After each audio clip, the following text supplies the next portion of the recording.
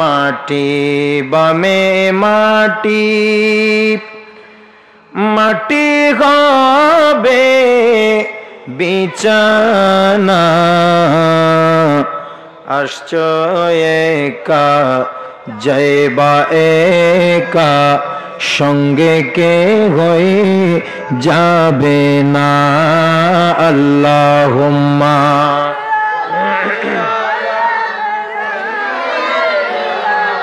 মুহাম্মাদ ওয়ালা আলে সাইয়্যিদিনা সালাতুন ইয়া রাসূলুল্লাহ আলাইকুম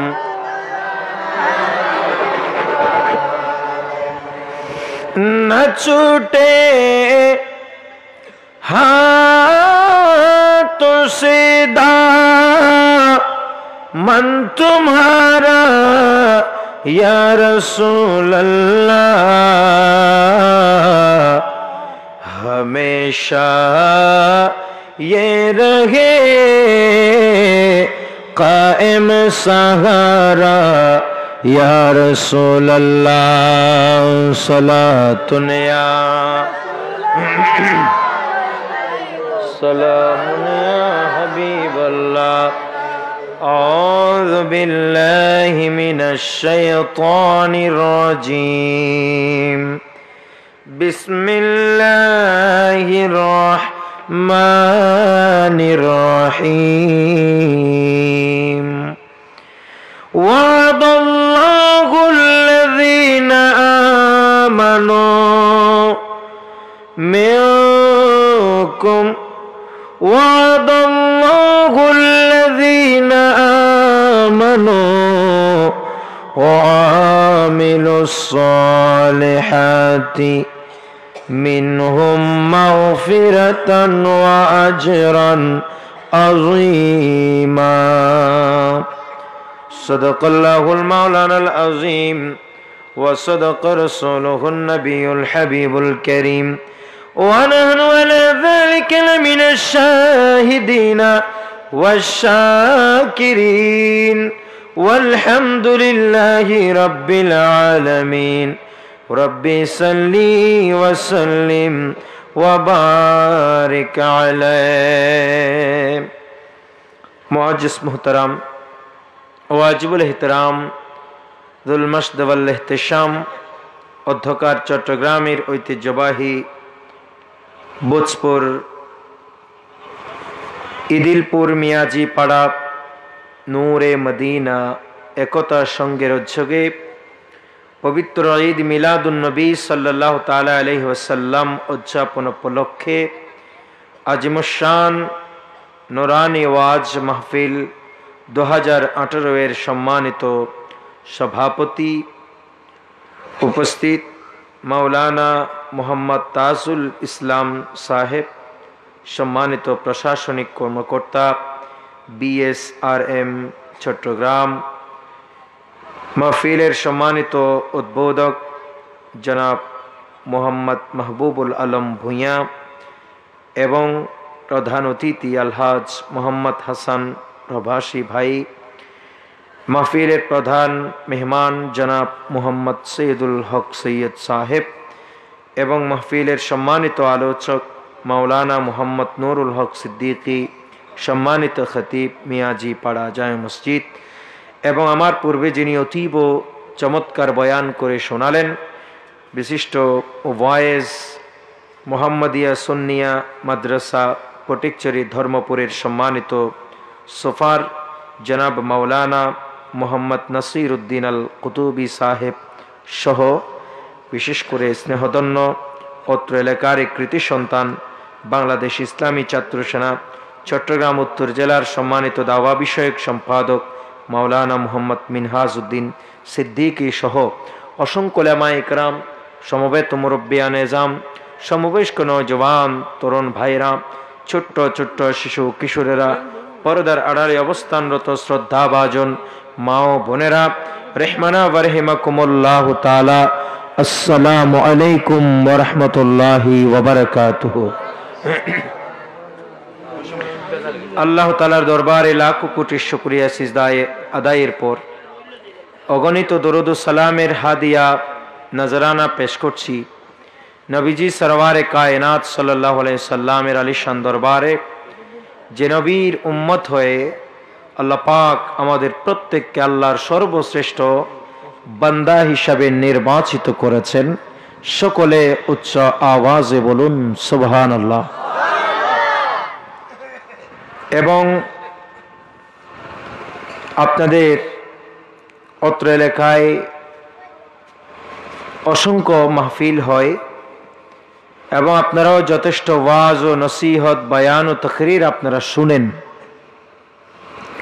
ওয়াজ, নসিহত, বায়ান, তাকরীর এগুলো শোনা আমাদের জন্য আল্লাহর অন্যান্য অসংখ্য ইবাদতের মধ্যে এই ওয়াজ নসিহত এগুলিও অনেক বড় ইবাদত। তবে সবচেয়ে বড় ইবাদতের মধ্যে উল্লেখযোগ্য ইবাদত হচ্ছে নবীজি সরওয়ারে কায়নাত সাল্লাল্লাহু তাআলা আলাইহি ওয়াসাল্লামের স্মরণে এ ধরনের মাহফিল করা, এ ধরনের মিলাদের মজলিসের আয়োজন করা, এগুলো অনেক বড় ইবাদত।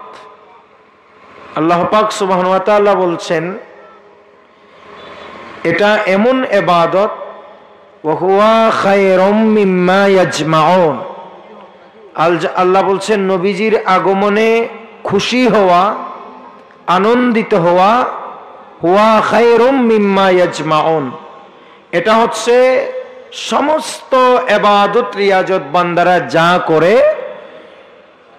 সব ইবাদতের চেয়ে উল্লেখযোগ্য এবং বুজুর্গি ইবাদত হচ্ছে নবীজির এই মিলাদের মাহফিল। একটু জোরে বলুন সুবহানাল্লাহ।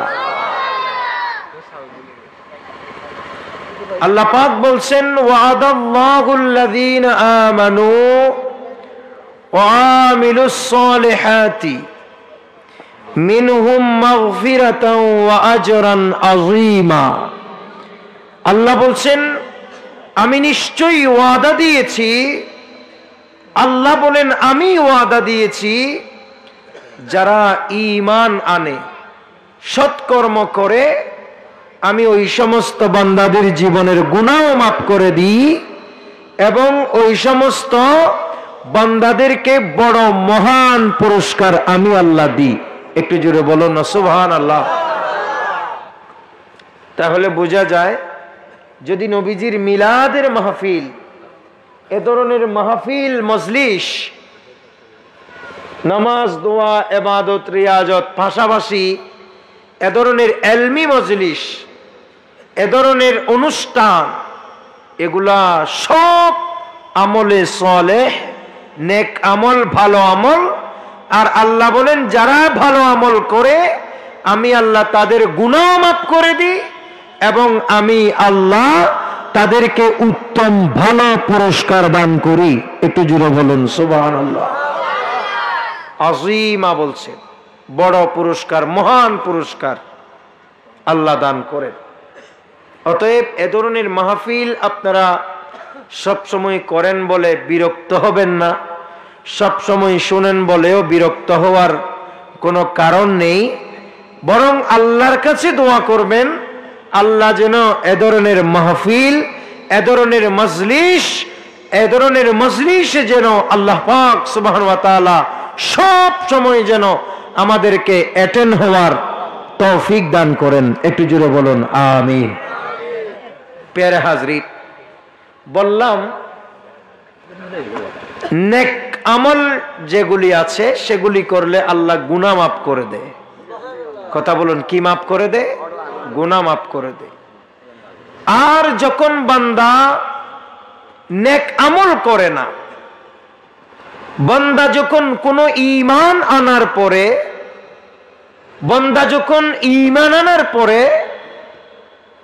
কথা সবার মনোযোগ আছে তো নাকি? একটু মনোযোগ দিবেন সবাই। ঈমান আনার পরে বান্দা যখন পাপ করে, কথা বলুন, কি করে? পাপ করে। আমরা সবাই ঈমান এনেছি, ঠিক নেবে ঠিক। আমরা ঈমান এনেছি সেই সুবাদে বলতে পারি আমরা ঈমানদার।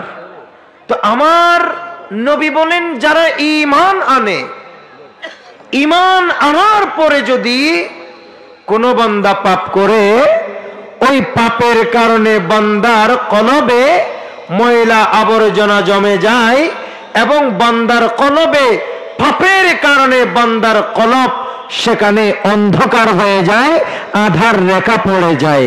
একটু জোরে বলুন নাউজুবিল্লাহ। আর একটু জোরে বলুন না নাউজুবিল্লাহ। একটি হাদিস, এটি তিরমিজি শরীফেও আছে, ইবনে মাজাতেও আছে।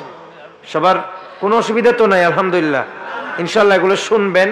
এই আমলের ওয়াজ শুনে যেন আমরা নিজের জীবনকে পরিশুদ্ধ করতে পারি, আল্লাহ যেন সে তৌফিক দান করেন। আর একটু জোরে বলুন। খেয়াল করে আমার নবীর সাহাবী হযরত আবী হুরায়রা রাদিয়াল্লাহু তাআলা আন হাদিসটি রিওয়ায়াত করছে। নবী বলেন, ইন্নাল মুমিনা ইযা আযনাবা কাআনাত নুকতাতু সাওদাউ ফি কলবিহি। উম্মতেরা আমার শোনো, যদি কোনো মুমিন, যদি কোনো ঈমানদার ঈমান আনার পরে বান্দা যদি পাপ করে, বান্দা যদি গুনাহ করে, ওই বান্দার কলবের মধ্যে, ওই বান্দার কলবের মধ্যে মরিচিকা পড়ে যায়, কালো রেখা পড়ে যায়, আধার হয়ে যায়। উচ্চ আওয়াজ বলুন নাউজুবিল্লাহ। কি পড়ে যায়? ময়লা আবর্জনা এখানে এখানে নষ্ট হয়ে যায়, অন্ধকার হয়ে যায়। আর যখন বান্দার কলব যখন অন্ধকার হয়ে যাবে, সে আর ভালো জিনিস দেখবে না। কথা বলুন না, ভালো জিনিস দেখবে না। বান্দা যখন গুনাহ করবে, গুনাহ করতে করতে যখন বান্দার এই কলব যেটি আছে, সে কলব যখন আধার হয়ে যাবে, আর বান্দা ভালো কিছু দেখবে না, শুধু মন্দ কিছু দেখবে, খালো দেখবে, পাপের জিনিস দেখবে, সে দিন দিন পাপের দিকে আকৃষ্ট হবে। একটু জোরে বলুন না নাউজুবিল্লাহ। মনোযোগ আছে তো সবার? একটু একটু খেয়াল করবেন, এগুলো খুব গভীর মনোযোগ দিবেন। ইনশাআল্লাহ যেতে যেতে যেন আল্লাহ পাক আমাদের কলবটাকে নূরানি করে দেয়। আমিন বলুন। খেয়াল করেন, এজন্য বান্দা যখন পাপ করে এটা ভালো জিনিস দেখে না। কোনো মানুষ যখন ভালো কাজ করে তার চোখে এটা খারাপ দেখে, মন্দ দেখে। বান্দা যখন পাপ করে, সে যখন পাপের কলিমায় যখন কলব আধার হয়ে যায়, তখন সে আর কোনো মানুষকেও ভালো চোখে দেখে না, বরং কোনো মানুষ ভালো কাজ করলে এই বান্দা হিংসা করে। একটু জোরে বলো না নাউজুবিল্লাহ। ওয়া সাউন্ড চালাতে লাগবেন, একখানা গিয়া করুন, ইকো হমাই দেন, হাতে ইকো নলার আওয়াজ, আওয়াজ ঠিক আছে, শুধু ইকো হমাই বান্দে। আল্লাহ পাক আমাদের বোঝার তৌফিক দান করুন। আর একটু জোরে বলুন। আওয়াজ আর কেন বাড়াই দেন, আওয়াজ বাড়িব, ইকো হমিব। প্যারে হাজরিন, বান্দা যখন পাপ করে, কলব যখন আধার হয়ে যায়, সে হাসদ করে মানুষকে। কি করে? হাসদ। হাসদ, হাসদ মানে হিংসা। এলাকার একজন মানুষ বড় লোক হয়ে গেছে, ওই বান্দা ঘর বাঁধছে অথবা ঘর করছেন, কোন মানুষ ওয়াজ করছেন, কোন মানুষ নসিহত করছেন, কোন আলেম ওয়াজ করছেন, বান্দা সেটা সহ্য করতে পারে না। একজন মানুষ বড় হয়ে যাচ্ছে, এই বান্দা সেটাও দেখতে পারে না। একজন মানুষ ভালো কাজ করছে, ওই বান্দা পাপ করার কারণে তার কলবটা আধার হয়ে গেছে। কোন মানুষের কল্যাণ ওই বান্দা সহ্য করতে পারে না, ওই বান্দা শুধু দোষ বের করে, দোষ বের করে। উচ্চ আওয়াজে বলুন নাউজুবিল্লাহ। কি বের করে? দোষ। তার জন্য শত্রুতামি করে। এরকম আছে না নাই? জোরে বলুন, আছে না নাই? এজন্য আলা হযরত আসিমুল বরকত মুজাদ্দিদ দ্বীন মিল্লাত ইমামুল ইশক ওয়াল মুহাব্বত ইমাম আহমদ রিজা খান ফাজিল বেরেলি রাদিয়াল্লাহু আন, তিনি বলেছেন, আমি দুইটি বিপদে আছি। একটা হচ্ছে হিংসুকদের বিপদে, আরেকটা বিপদে আছি যে আমাকে বাতিলেরা, আল্লাহ এবং রসুলের বিদ্বেষীরা আমার বিরুদ্ধে করছে, আর একটা হচ্ছে হিংসুকেরা আমার বিরুদ্ধে আচরণ করছে। এক তরফ এদায়ে দিন, এক তরফে হাসদিন, এক তরফ এদায়ে দিন, एक तरफ हासिदीन, बंदा है तनहार ज़ा तुम पे करो दोह दरोद, बंदा है तनहार ज़ा तुम पे करो दोह दरोद, सलातुनिया।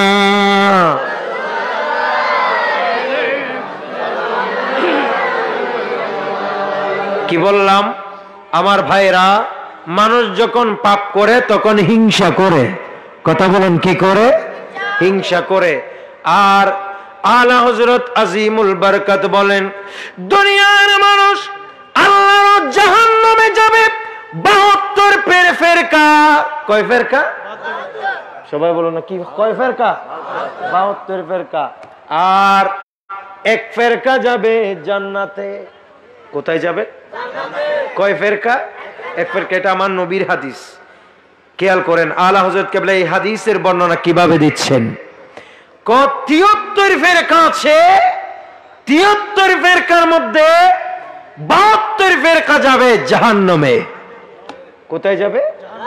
জাহান্নামে। এক ফেরকা মাত্র যাবে, আমার নবী বলেন ফাকাত ওয়াহিদা নাজাআন, শুধু এক ফেরকা যাবে জান্নাতে। 72 ফেরকার কাছে দোষ আছে একটাই, সেটি হচ্ছে হাসদ। কথা বলো না, মূল দোষ কয়টা? একটা। জোরে বলো না, মূল দোষ কয়টা? একটা। যেমন যাদেরকে আমরা বাতিল বলছি, তাদের দোষ, তাদের অপরাধ কি? রাসূলুল্লাহর প্রশংসা সহ্য করতে পারে না, তখন হিংসা এসে জ্বলে। ঠিক নেবে? ঠিক। এইভাবে যত ধরনের জাহান্নামী ফেরকা আছে, জাহান্নামী দল আছে, যত ধরনের জাহান্নামী আছে, সমস্ত জাহান্নামীদের প্রধান অপরাধ একটাই, প্রধান অপরাধ একটা, সেটা হচ্ছে হিংসা, সেটা হচ্ছে বিদ্বেষ, সেটা হচ্ছে হাসদ। ওই বান্দা যখন পাপ করে, ওই বান্দা যখন গুনাহ করে, গুনাহ করতে করতে তার কলবটা আধার হয়ে গেছে, ওই বান্দা আধার হওয়ার সাথে সাথে আর ভালো কিছু দেখে না, কোনো মানুষের জন্য ভালো কাজ করতে পারে না, ওই বান্দা শুধু করে মন্দ কাজ, ওই বান্দা শুধু আরেকজনকে হিংসা করে। উচ্চ আওয়াজ বলুন নাউজুবিল্লাহ। বান্দা কি করে? হিংসা করে। অতএব হিংসা করা কি ভালো কাজ না মন্দ কাজ? জোরে বলুন। হিংসা কি কোনো ইমানদারের বৈশিষ্ট্য নাকি মুনাফিকের বৈশিষ্ট্য? মুনাফিকের বৈশিষ্ট্য। অতএব আজ আমাদের সবব হচ্ছে গোটা এলাকা জুড়ে, গোটা বাংলাদেশ জুড়ে, গোটা বিশ্ব জুড়ে বর্তমানে সবচেয়ে যেটি আমাদের মধ্যে পরিলক্ষিত হচ্ছে, সেটি হচ্ছে হিংসা। ঠিক নেবে? ঠিক। কিয়ারে কিয়া সহ্য করি না পারে, কিয়ারে কিয়া দেখ না পারে, কিয়ার উন্নতি কিয়া সহ্য করতে পারে না, কারো উন্নতি কেউ দেখতে পারে না, কারো ভালাই ভালাই কেউ দেখতে পারে না। বান্দা এটা যখন চলে যাবে, কলব পরিষ্কার হয়ে যাবে, পাপের বেশিরভাগ দরজা বন্ধ হয়ে যাবে। একটু জোরে বলুন সুবহানাল্লাহ। প্যারে হাজরি, আপনার কলব মরে গেছে, এটা আপনি বুঝবেন কিভাবে? জানা দরকার আছে না? কি মনোযোগ আছে তো সবার নাকি? আমাদের সবার কলব আছে না নাই? পাপ করলে কলব কি হয়ে যায়? আধার হয়ে যায়। সবাই বলেন, কি হয়ে যায়? তো আপনার কলব এটা কি আধার নাকি আপনার কলব আলোকিত? এটা আপনি বুঝবেন কিভাবে? তিনটা কারণে বোঝা যাবে। কয়টা কারণ?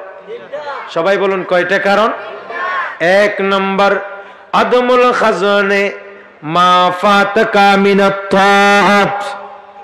বান্দারা, এক নম্বর, আপনার কলব আছে, ওই কলব কি মরে গেছে, না আপনার কলব জিন্দা আছে, এটা আপনি বুঝতে পারবেন একটি কারণে।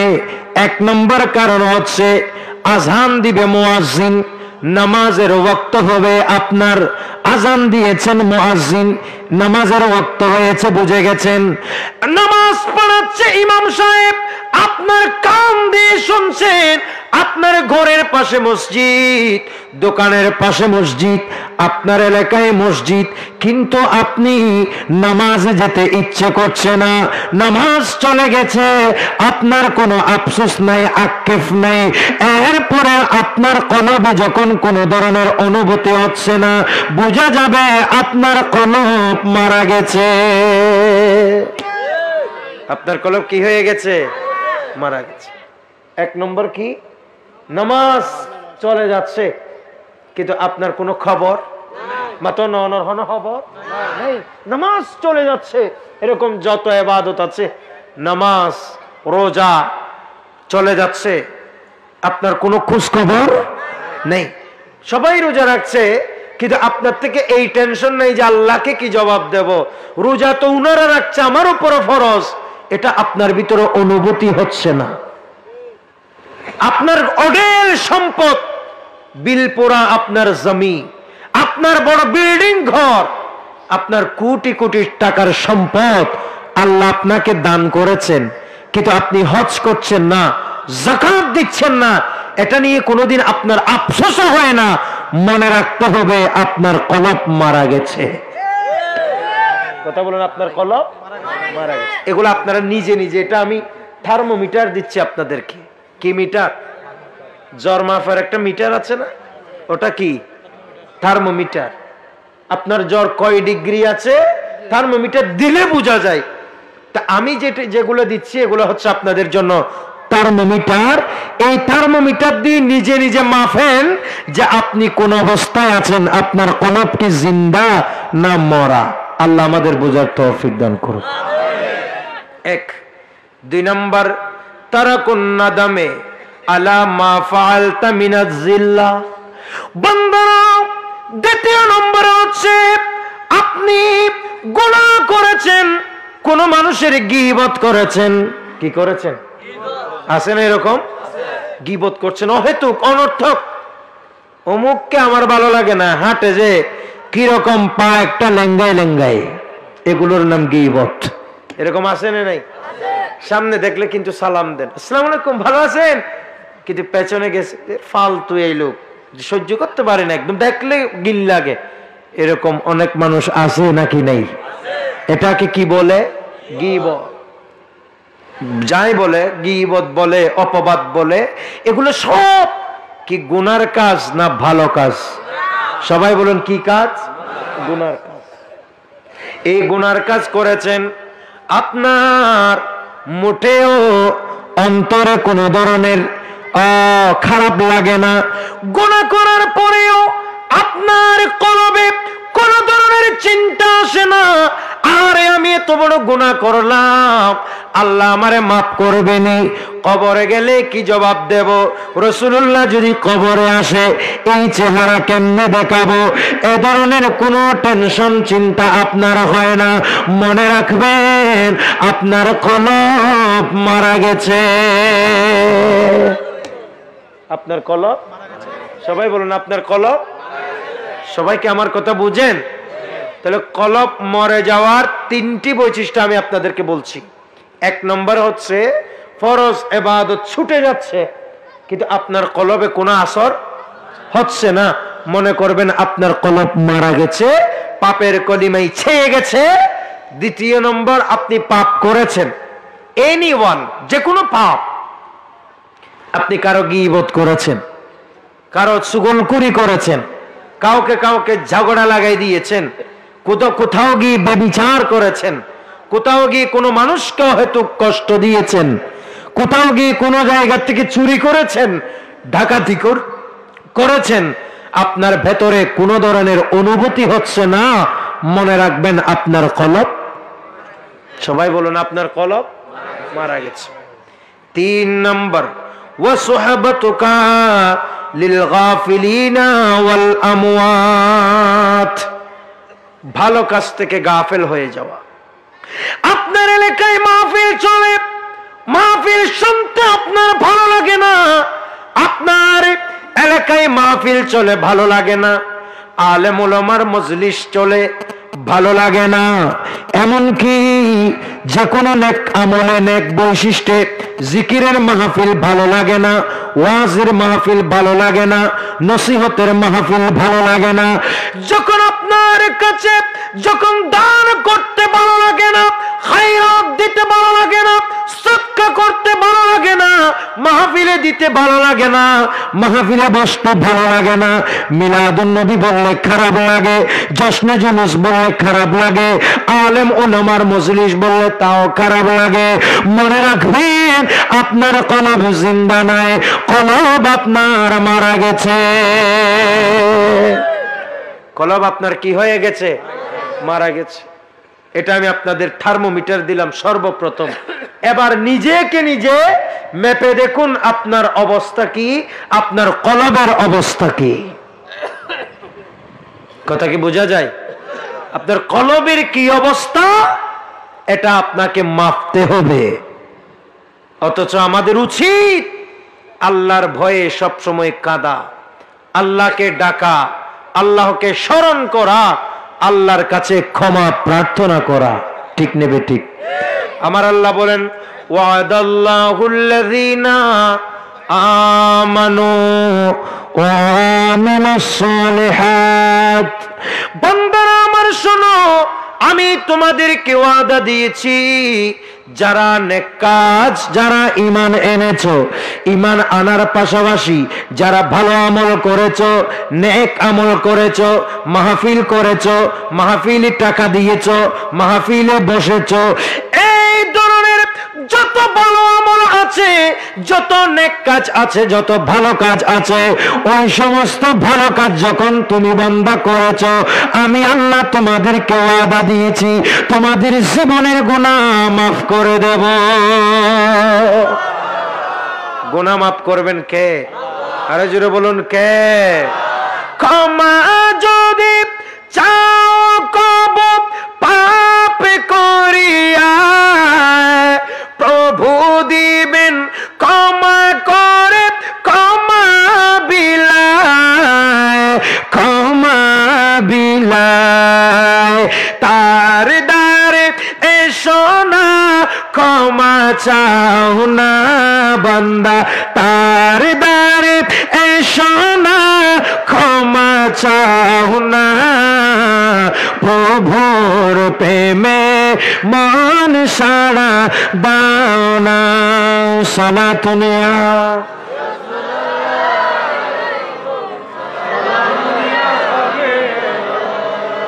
সবাই বলুন মারহাবা, আরো জোরে বলুন মারহাবা। কি বুঝলেন? তাহলে আমরা যদি গুনাহ করি, আমাদের ওই গুনাহ মাফ হওয়ার ব্যবস্থা আছে নাকি নেই? জোরে বলুন আছে নাকি নেই?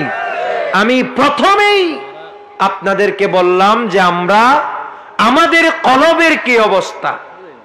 যদি দেখেন যে হুজুর এই তিনটা দোষ আমার আছে, নামাজের আজান দেয় কোনো খারাপ লাগে না, নামাজ পড়তে আমি শুনি, নামাজ না পড়লেও আমার কোনো ভয় লাগে না, তখন বোঝা যাবে আপনার কলব মারা গেছে। এই মুহূর্তে আপনার উচিত আল্লাহর দরবারে তওবা করা। ঠিক নেবে ঠিক? প্রিয় ভাইয়ের আমার, মাহফিল করছেন ভালো, কিন্তু এই মাহফিল থেকে যদি কিছুই আপনি শিখতে না পারেন, তাহলে এই মাহফিলে বসারও দরকার নেই, আসারও কোনো দরকার, কথা বলেন, আসারও কোনো দরকার। এখন তো প্রায় অনেক মানুষ, বেশিরভাগ মানুষ পাপিষ্ট, আমরা পাপের মধ্যে 24 ঘন্টা নিমজ্জিত। ঠিক নেবে ঠিক? তো অনেকে বলেন হুজুর পাপ থেকে কিভাবে মাপ চাইবো, পাপ থেকে বাঁচার কি উপায়? আমি আপনাদেরকে কথা কি বোঝাতে পারছি?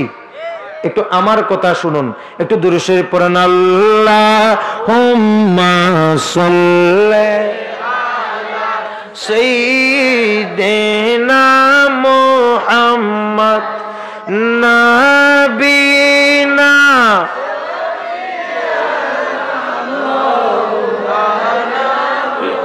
আল্লাহ তুমি দয়া কর নসিব কর মদিনা আল্লাহ তুমি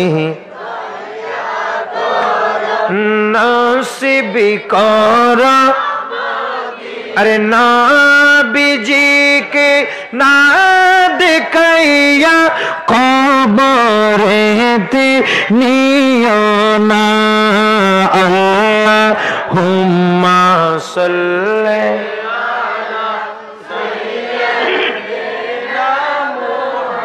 बस আমি আপনাদের কাছে একটি ফর্মুলা আমি শিখিয়ে দিতে চাই। আপনারা অনেকে বলেন হুজুর শুধু বলেন গুনাহ করিয়েন না, গুনাহ করিয়েন না, তো গুনাহ থেকে বাঁচবো কিভাবে? কথা কি বোঝা যায়? গুনাহ থেকে বাঁচবো কিভাবে? আমরা গুনাহ থেকে বাঁচতে চাই কি চাই না? সবাই বলুন চাই কি চাই না? চাই। গুনাহ থেকে কারা কারা বাঁচতে চায় একটু হাত তুলে দেখান তো। আল্লাহু আকবার, ইয়া রাসূলুল্লাহ, ইয়া গাউস জিন্দাবাদ, জিন্দাবাদ। প্রিয় হাজরিন, আমরা গুনাহ থেকে বাঁচতে চাই কি চাই না? খেয়াল কর, গভীর মনোযোগ। আল্লাহর বড় বড় আউলিয়া ইকরাম, বিশেষ করে জগতে বিখ্যাত দার্শনিক হুজুর আল্লামা ইমামে গাজ্জালি, তিনিও বয়ান দিয়েছেন গুনাহ থেকে বান্দারা বাঁচবেন কিভাবে। এক নম্বর, গুনাহ থেকে বাঁচতে হবে। গুনাহ থেকে যদি বাঁচতে চায় তিনটি তরিকা আছে। এক নম্বর তরিকা হচ্ছে যে জায়গা দিয়ে গুনাহ আসে ওই গুনাহ আসার দরজাটা বন্ধ করে দিতে হবে। একটু জোরে বলবেন না সুবহানাল্লাহ। এক নম্বর কাজ হচ্ছে গুনাহ আসার দরজা কি করে দিতে হবে? বন্ধ করে দিতে হবে। এই যে বর্ণনাটা আমি দিচ্ছি এটা আমার গবেষণা নয়, এটি শেখুল ইসলাম ডক্টর তাহেরুল কাদরি যেভাবে বলছেন ওভাবে আমি বলছি। একজন মানুষ যদি গুনাহ থেকে বাঁচতে চায় ওই মানুষের এক নম্বর যে ফর্মুলা সেটা হচ্ছে গুনাহ আসার দরজা বন্ধ করে দিতে হবে। সুবহানাল্লাহ বলেন। কি আসার দরজা? গুনাহ আসার। চাপুস আপনাকে উদাহরণ দিতে পারে এই মোবাইল। আপনি পর্নোগ্রাফি দেখেন, এখানে খারাপ কিছু দেখেন, এখানে ব্লু ফিল্ম দেখেন, এখানে নাটক দেখেন, এখানে সিনেমা দেখেন, তাহলে বোঝা যাচ্ছে আপনার থেকে যেটা গুনাহ হচ্ছে এটা হচ্ছে এই মোবাইলের কারণে গুনাহ হচ্ছে। এরকম অনেক জায়গা আছে আপনার থেকে গুনাহ হচ্ছে মোবাইলের কারণে। এই মুহূর্তে আপনি যদি গুনাহ থেকে বাঁচতে চান এক নম্বর আপনার যে করণীয় গুনাহ আসার দরজা বন্ধ করে দিতে হবে। অর্থাৎ যে মোবাইল দিয়ে আপনার গুনাহ হয় ওই মোবাইল পরিবর্তন করে আপনাকে নরমাল মোবাইল ব্যবহার করতে হবে। একটু জোরে বলুন। এটা হচ্ছে গুনাহ। আপনি গুনাহ থেকে বাঁচবেন কিভাবে সেটার একটি ফর্মুলা। আপনাদের অসুবিধা হয়? যেমন আপনার ঘরে গন্ধ আসছে, গুয়ের গন্ধ বা ফসরাবের গন্ধ, পায়খানার গন্ধ আপনার ঘরে আসছে। আপনি আমার হুজুরের কাছে গেলেন, আজকের মাহফিলের সভাপতি হুজুর, আপনি অনেক বড় আলেম, আমরা আপনাকে বড় শ্রদ্ধা করি, সম্মান করি। হুজুর আমার ঘরে বড় একেবারে এমন দুর্গন্ধ আসছে মোটেও সহ্য করতে পারছি না, হুজুর একটা তাবিজ দেন যেন গন্ধ দূর হয়ে যায়। কাজ হবে না? কাজ হবে? আচ্ছা হুজুরকে বলো হুজুর 11 জন হুজুর ঠিক করে দিবান, আমাদের ঘরে খতমে গৌসিয়া পড়াবো। কেন? বলে হুজুর আমাদের ঘরে পায়খানার গন্ধ আসতেছে, পায়খানার নলি একটা ফাটে গেছে, ওটার থেকে দুর্গন্ধ আসতেছে। 11 দ্বিগুণে যদি 22 জন হুজুর ঠিক করেন, 22 দ্বিগুণে যদি 46 জন হুজুর ঠিক করেন, 46 দ্বিগুণে যদি 48 জন হুজুর দিয়ে দাওয়াত পড়ান, এই গন্ধ কি দূর হবে? কথা বলুন, দূর হবে? আপনার কাজ কি? গন্ধ দূরীভূত করার জন্য আপনার কি কাজ? এক নম্বর কাজ হবে গন্ধ দূরীভূত করতে হলে অর্থাৎ পাপের গন্ধ যেভাবে দূর, পাপের গন্ধ যেভাবে গন্ধ, এটাও পায়খানার গন্ধ, সেটা সেভাবে গন্ধ।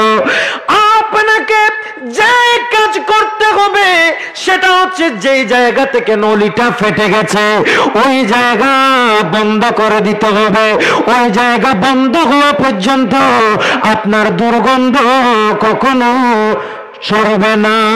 ঠিক নেবে ঠিক? আরো যারা বলেন ঠিক নেবে ঠিক? ঠিক সেভাবে গুনাহ থেকে যদি বাঁচতে চান, আপনি যদি গুনাহ থেকে বাঁচতে চান, এক নম্বরে যে কাজ, এটা হচ্ছে যেই রাস্তা দিয়ে আপনার গুনাহ আসে ওই গুনার দরজা বন্ধ করে দিতে হবে। উচ্চ আওয়াজে বলুন সুবহানাল্লাহ। আরেকটু জোরে বলুন না সুবহানাল্লাহ। কথা কি আমি বোঝাতে পারলাম? গুনাহ থেকে বেঁচে থাকার তিনটা তরিকা। কথা বলুন কয়টা? এখন আমি কয়টা বললাম? একটা। এক নম্বর, আপনার যেই জায়গা থেকে গুনাহ আসে ওটা কি করে দিতে হবে? বন্দোবস্ত। কোন একজন মেয়ের সাথে, বেগানা মহিলার সাথে কথা বলেন, বুঝতে হবে এটা আপনার গুনাহ আসার দরজা। আপনি যদি গুনাহ থেকে বাঁচতে চান তাহলে ওই বেগানা মহিলার সাথে কথা বলা কি করে দেন? বন্ধ করে দেন। তাইলে গুনাহ আসার দরজা বন্ধ। এক। দ্বিতীয় নম্বর, যারা চুরি করে, যারা ডাকাতি করে, যারা অন্যজনের গীবত করে, যারা অন্যকে দেখলে হাসদ করে, হিংসা করে, এইরকম যারা বদবখ্ত আছে, এরকম যারা খারাপ মানুষ আছে, আছে না নেই? চুরি করে, ডাকাতি করে, মদ খায়, গাঁজা খায়, মদের ব্যবসা করে, ফ্যান্সি ডিলের ব্যবসা করে, এরকম অনেক জঙ্গিবাদী করে।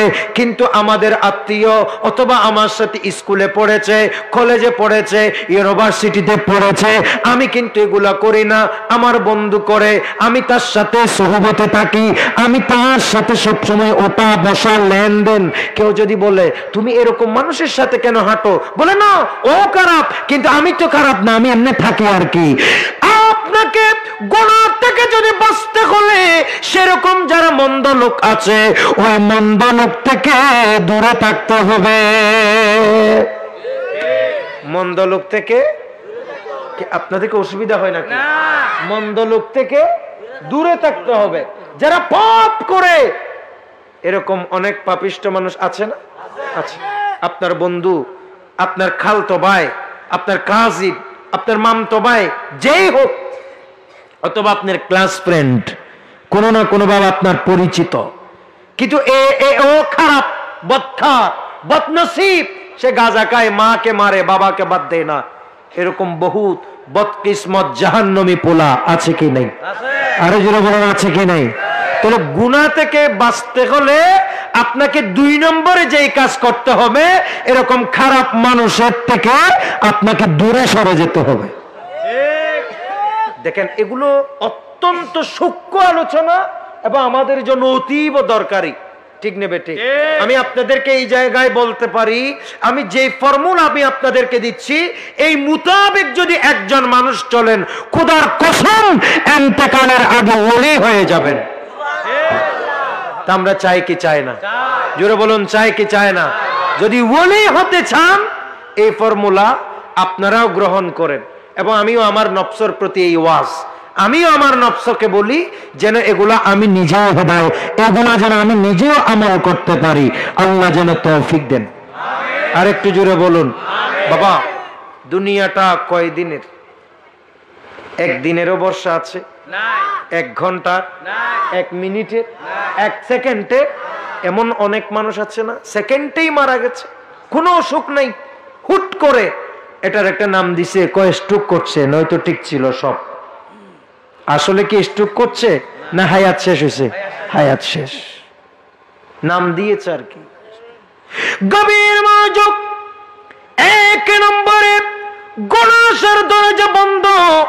দ্বিতীয় নম্বরে বদকারের সাথে সোহবত ছেড়ে দিতে হবে। তিন নম্বর, আপনাকে যে কাজটা করতে হবে সেটা হচ্ছে, যারা ধনী মানুষ আছে, বড় লোক আছে, দুনিয়ার ক্ষমতাবান মানুষ আছে, ওই সমস্ত মানুষ থেকে দূরে সরে যেতে হবে।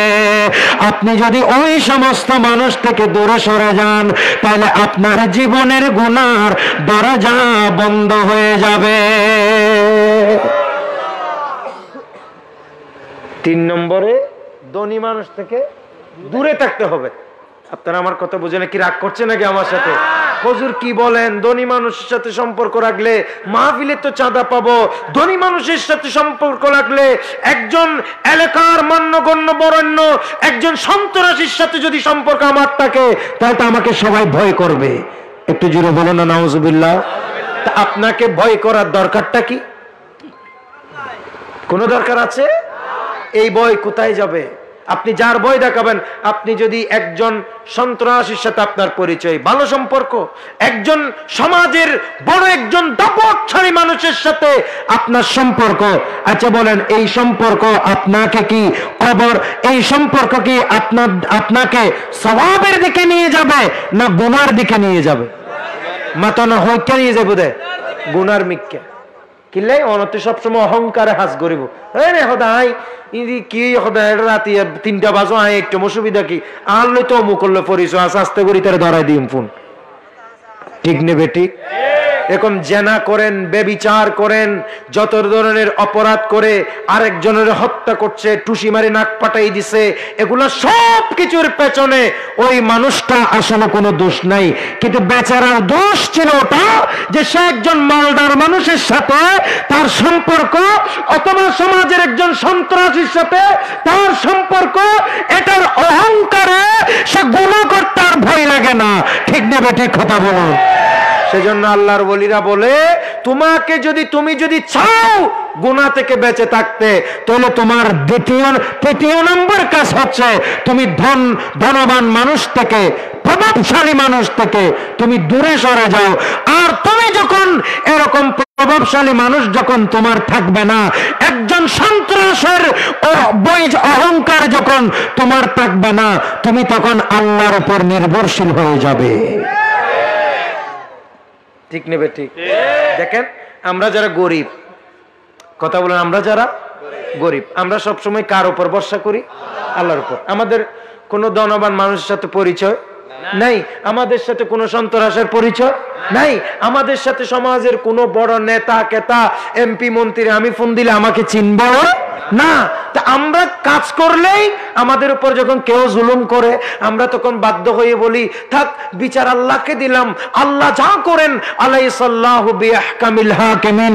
আপনি যখন এই আয়াত মনে করছেন, আপনি যখন আল্লাহর উপর নির্ভর করেছেন, আপনার অতীত জীবনের সমস্ত গুনাহ মাফ হয়ে গেছে। ঠিক নেবে ঠিক? আমরাও তো এটাই চাচ্ছি। আল্লাহ বলেন, বান্দা যদি তোমরা আমি আল্লাহর উপর ভরসা করো, গভীর মনোযোগ, কোন বান্দা যখন আল্লাহর উপর ভরসা করে, আল্লাহ ওই বান্দার জন্য রহমতের দরজা খুলে দেন, ওই বান্দার জন্য জান্নাতের দরজা খুলে দেন, ওই বান্দার জন্য আল্লাহর নিয়ামতের দরজাও খুলে দেন, ওই বান্দার জন্য আল্লাহর নিয়ামতের দরজাও খুলে দেন। ভরসা করতে হবে কার উপর? আরো জোরে বলুন, কার উপর? আর আল্লাহর উপর ভরসা করবেন না, দিন দিন গুনার দিকে নিমজ্জিত হবেন, দিন দিন গুনার দিকে যাবেন, আল্লাহর কথা ভুলে যাবেন, বান্দার কথা স্মরণ হবে, তখন টেন্ডারবাজি করবেন, আরেকজনের বিটা বাড়ি দখল করার আপনার ভেতরে শয়তান ওয়াসওয়াসা দিবে, তোর থেকে অমুক মন্ত্রীর সাথে সম্পর্ক, তুই ওর বিটা এটা চাইলে দখল করতে পারবি। আপনি একসময় একদিন করেন নাই, দুদিন করেন নাই, 3 দিনের মাথায় বাধ্য হয়ে আপনি দুনিয়ার ক্ষমতা ব্যবহার করে আপনি সেরকম করে ফেলবেন। ঠিক নেবে ঠিক? আমাদের দেশে তো এমনও অসংখ্য ঘটনা আছে যারা বেবিচারে মানুষ হত্যা করছে, কিন্তু কোনো বিচার হচ্ছে না। কথা বলেন, এরকম আছে কি নাই? যেখানে থাকুক, আল্লাহর ওয়াস্তে কেউ আমাকে আবার অন্যরকম মনে করবেন না, আমি শুধু হেদায়েতের ওয়াস্তে আজকে নির্বাচন উপলক্ষে মাহফিল বন্ধ করে দিচ্ছে, কিন্তু আমি মনে করি আমাদের এ ধরনের মাহফিল এগুলা চালু রাখা দরকার আছে। কারণ এগুলার দ্বারা কোনো নির্বাচনে ক্ষতি হবে না, এগুলার দ্বারা কোনো মানুষের ক্ষতি হবে না, বরং আমাদের সুন্নি আলেম ওলামার ওয়াজ নসিহতের কারণে মানুষের ঈমান বাড়বে, আমলও বাড়বে। ঠিক নেবে ঠিক? এগুলা বন্ধ করে কি হবে? আর আমরা আমাদের এরকম মাহফিল 1 কোটি হলেও নির্বাচনে কোনো প্রভাব পড়বে না। কারণ আমরা তো কোনোদিন রাজনীতির ওয়াজ তো আমরা সুন্নিরা করে না। সুন্নিরা ওয়াজ করে সবসময় আল্লাহর কোরআনের, রাসূলুল্লাহর হাদিসের, আল্লাহর আউলিয়া কেরামের জীবনীর উপর। ঠিক নেবে ঠিক?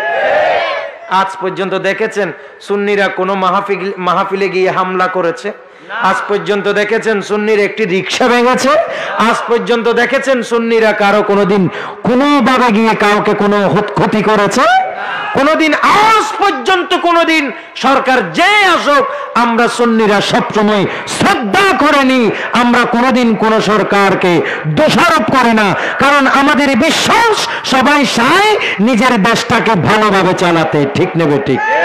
অতএব আমার এই ওয়াজ বা বক্তব্য যারা যেখান থেকে শুনছেন, আমি মনে করি আমাদের এই ওয়াজ নির্বাচনের দোহাই দিয়ে এ ধরনের মাহফিল বন্ধ করার কোনো যুক্তি না। আল্লাহ পাক আমাদের বোঝার তৌফিক দান করুন। একটু দূরে সরে পড়ুন সালাতুন ইয়া।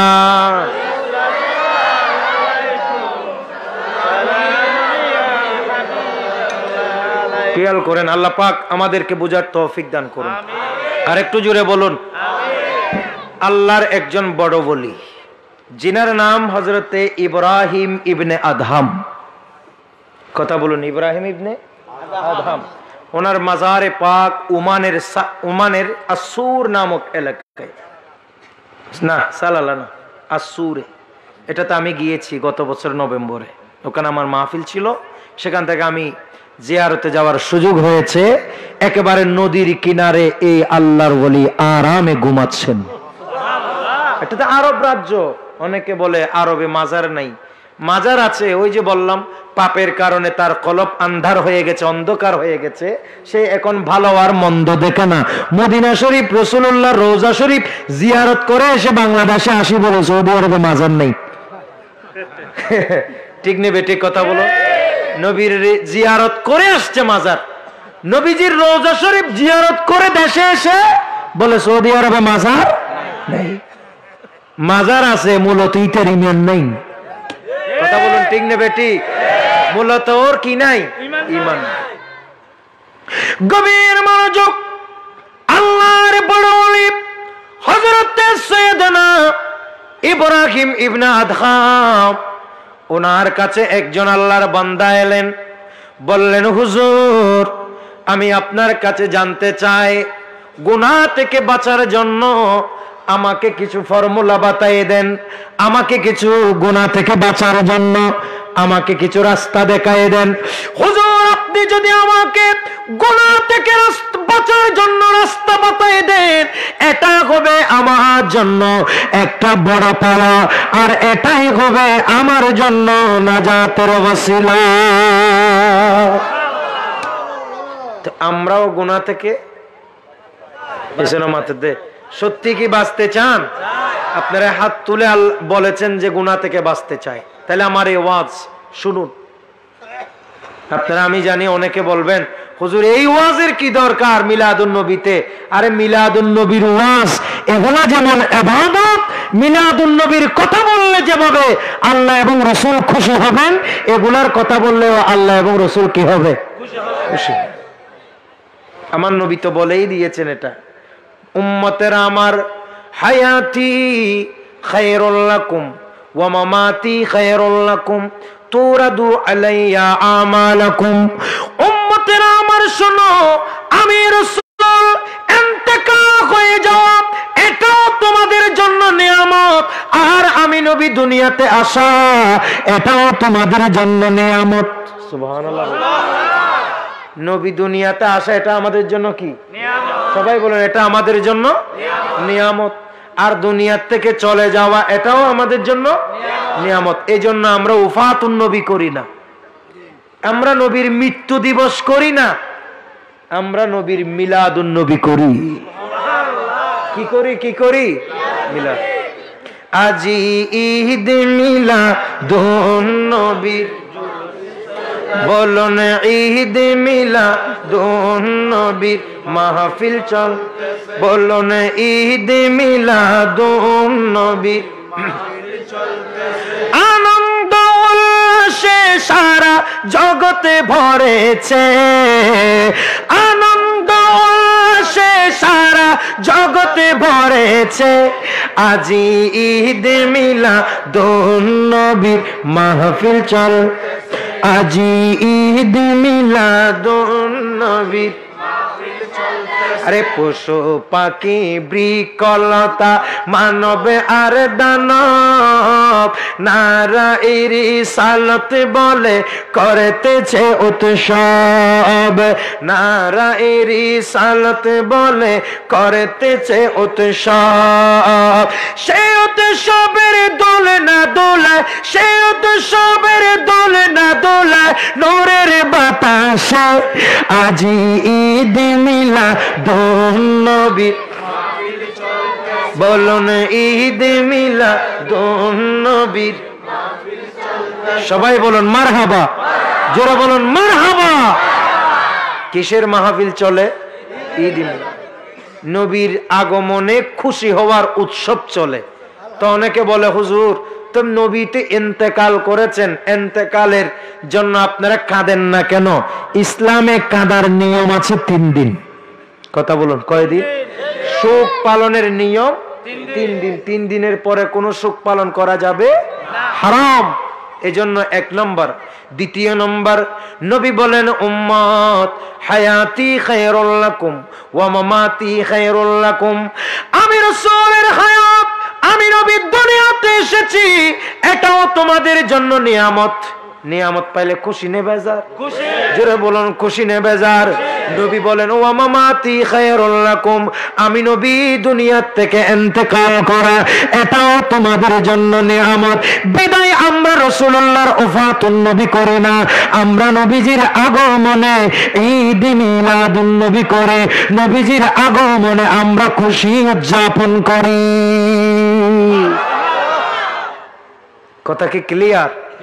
তো আমার নবী কি বলেন? তুরাদু আলাইয়া আমালুকুম। সাহাবীরা বলেন ইয়া রাসূলুল্লাহ আপনার হায়াত এটা আমাদের জন্য নিয়ামত। তা তো বুঝলাম, কিন্তু আপনি যে ইন্তেকাল করবেন এটা আমাদের জন্য নিয়ামত, এটা কিভাবে? আল্লাহর নবী বলেন উম্মত তুরাদু আলাইয়া আমালুকুম, তোমাদের সমস্ত আমলগুলো আমি নবীরে দেখানো হয়, আর আমি যখন দেখি তোমাদের ভালো আমল ফামার রাআইতু খায়রান, আমি যদি তোমাদের ভালো আমল দেখি আমি ফাহামিতুল্লাহ আলাইহি, আমি আল্লাহর দরবারে শুকরিয়া আদায় করি। আল্লাহর দরবারে কি করেন? তো এই মাহফিল করছি, এটা কি ভালো আমল না মন্দ আমল? জোরে বলুন ভালো আমল না মন্দ আমল? তো আমার নবী আমাদের এই ভালো আমল দেখে খুশি নাকি বেজার হবেন? জোরে বলুন খুশি হবেন না বেজার হবেন? এজন্য ভাইয়ের আমার, গুনাহ থেকে বাঁচলে আমাদের শুধু ভালো আমল হবে। তা আমরা যদি ভালো আমল করি আমরা আমাদের নবী খুশি হবে। নবী যদি আমাদের উপর খুশি হয়ে যায় আল্লাহ আমাদের উপর রাজি হয়ে যাবে। ঠিক নেবে? ঠিক কি দন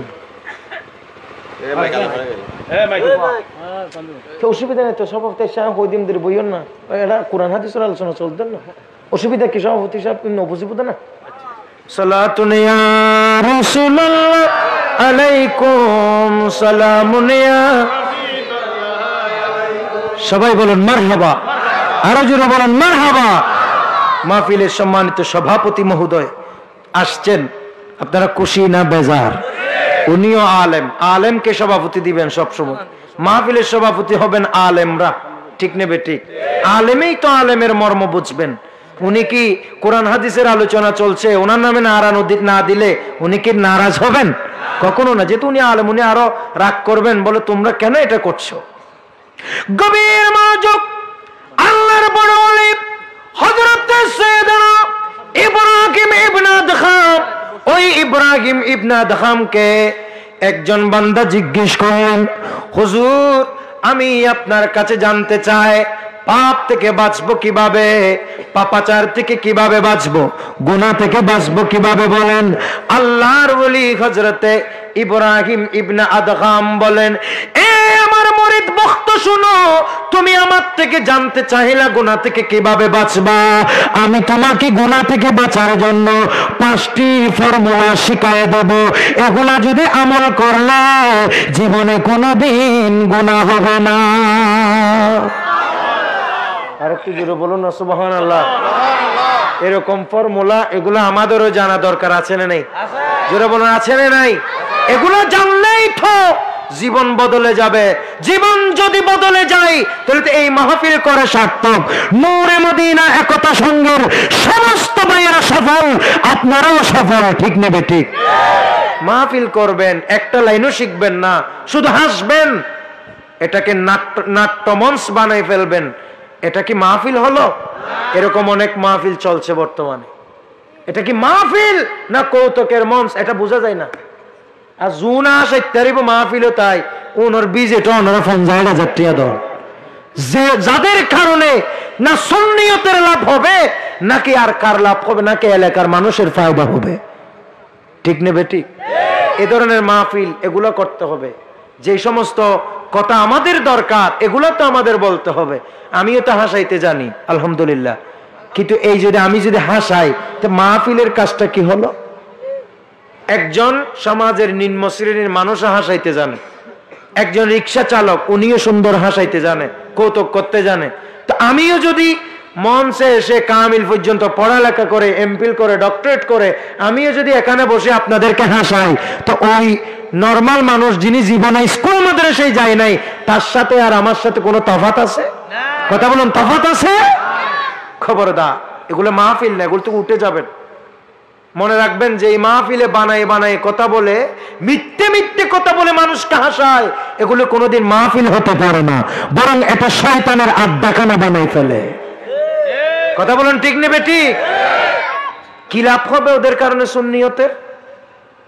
ফেসবুকে আমরা দেখি, ইউটিউবে আমাদেরকে অনেকে দেখায়, হাসতে হাসতে যে ওয়াজ আপনার লুঙ্গি খুলে যাবে। তো নাউজুবিল্লাহ বলবেন না? আর একটু জোরে বলো না নাউজুবিল্লাহ। এই ওয়াজ বক্তার ফিস কত? 60,000 70,000। 3 বছর আগে দাওয়াত দিতে হয়। হাসতে হাসতে বলে লুঙ্গি খুলে যাবে, নাউজুবিল্লাহ মিন যালিক। এই সমস্ত ওয়াজের দ্বারা মানুষের কি কল্যাণ হবে? জোরে বলেন, কল্যাণ হবে? আর আমরা এগুলো চাই ওই বক্তাদেরকে আমরা আনি লুঙ্গি খোলার জন্য। তওবা আস্তাগফিরুল্লাহ, লা হাওলা ওয়ালা। গভীর মনোযোগ।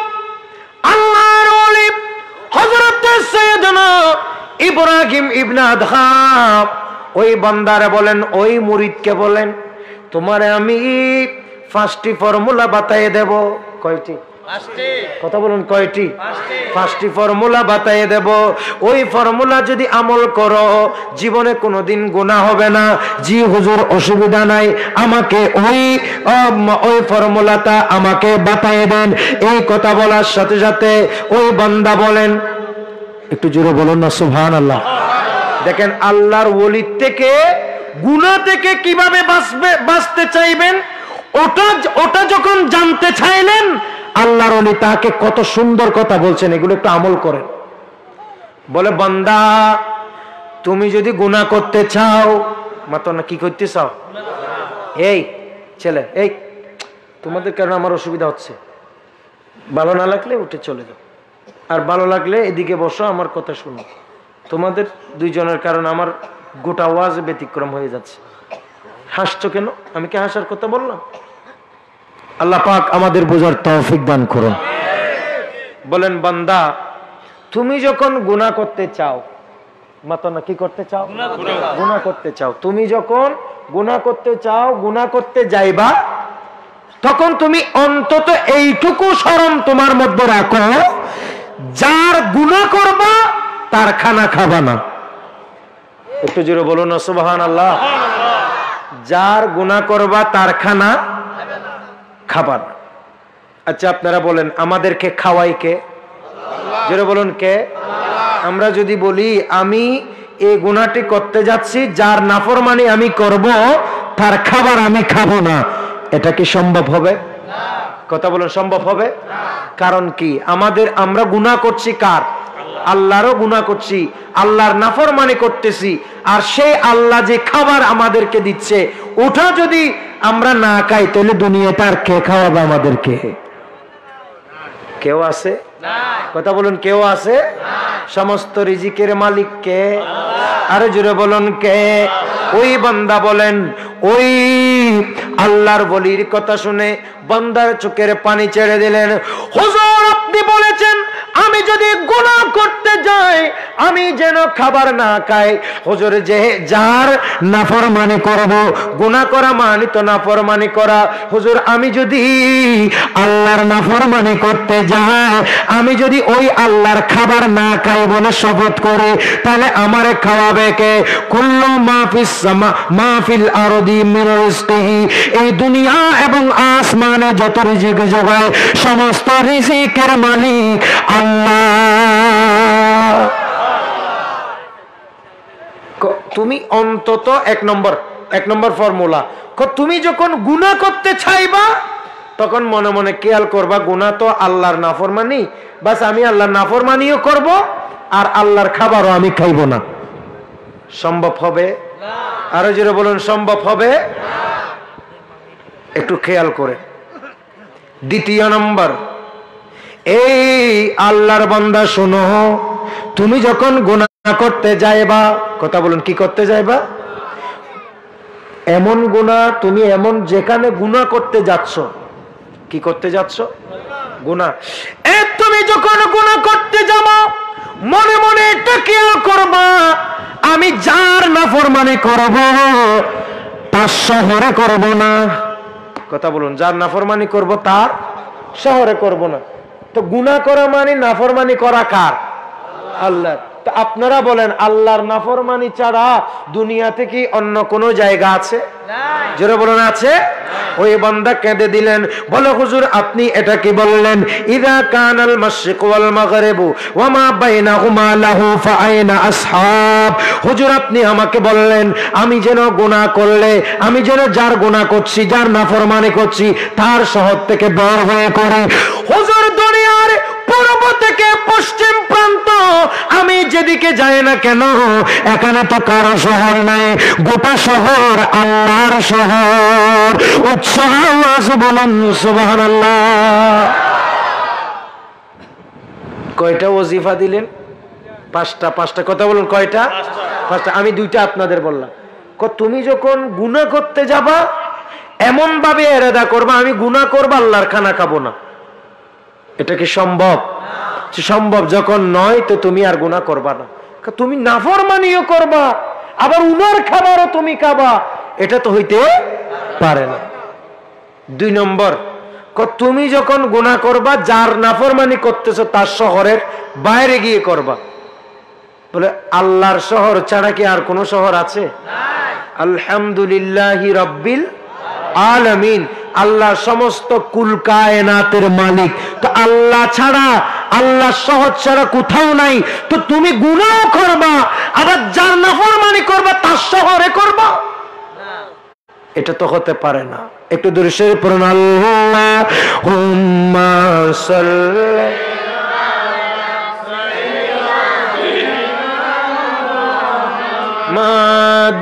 মাদনাবিনা।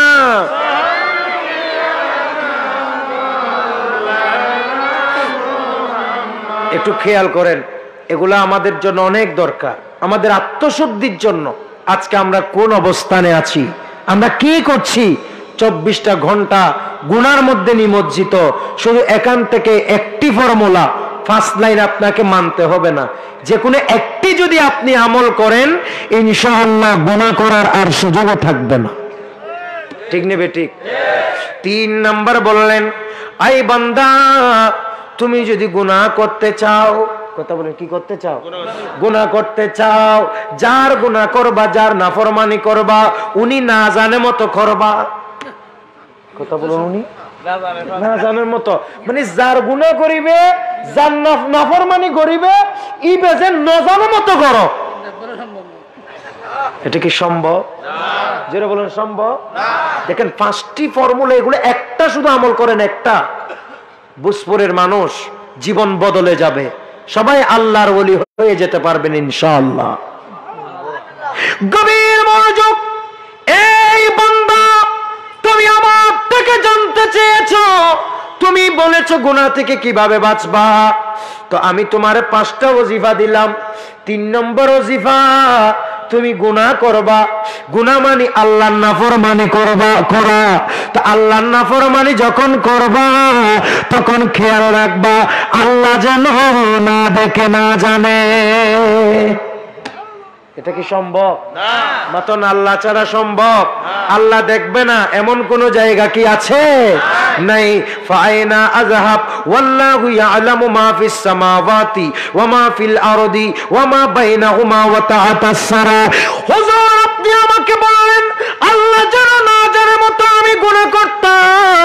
হুজুর আমি আপনাকে বলি আসমান এবং জমিন এমন কি তা'আতাস সারা, যেখানে যায় না কেন, যেখানে যাব না কেন, আল্লাহ তো সব জানে।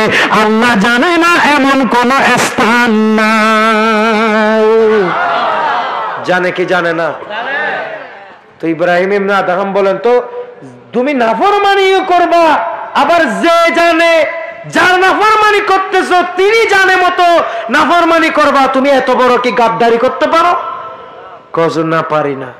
বাস তোমাকে আমি ফর্মুলা শিখাই দিলাম, 3 নম্বর ফর্মুলা।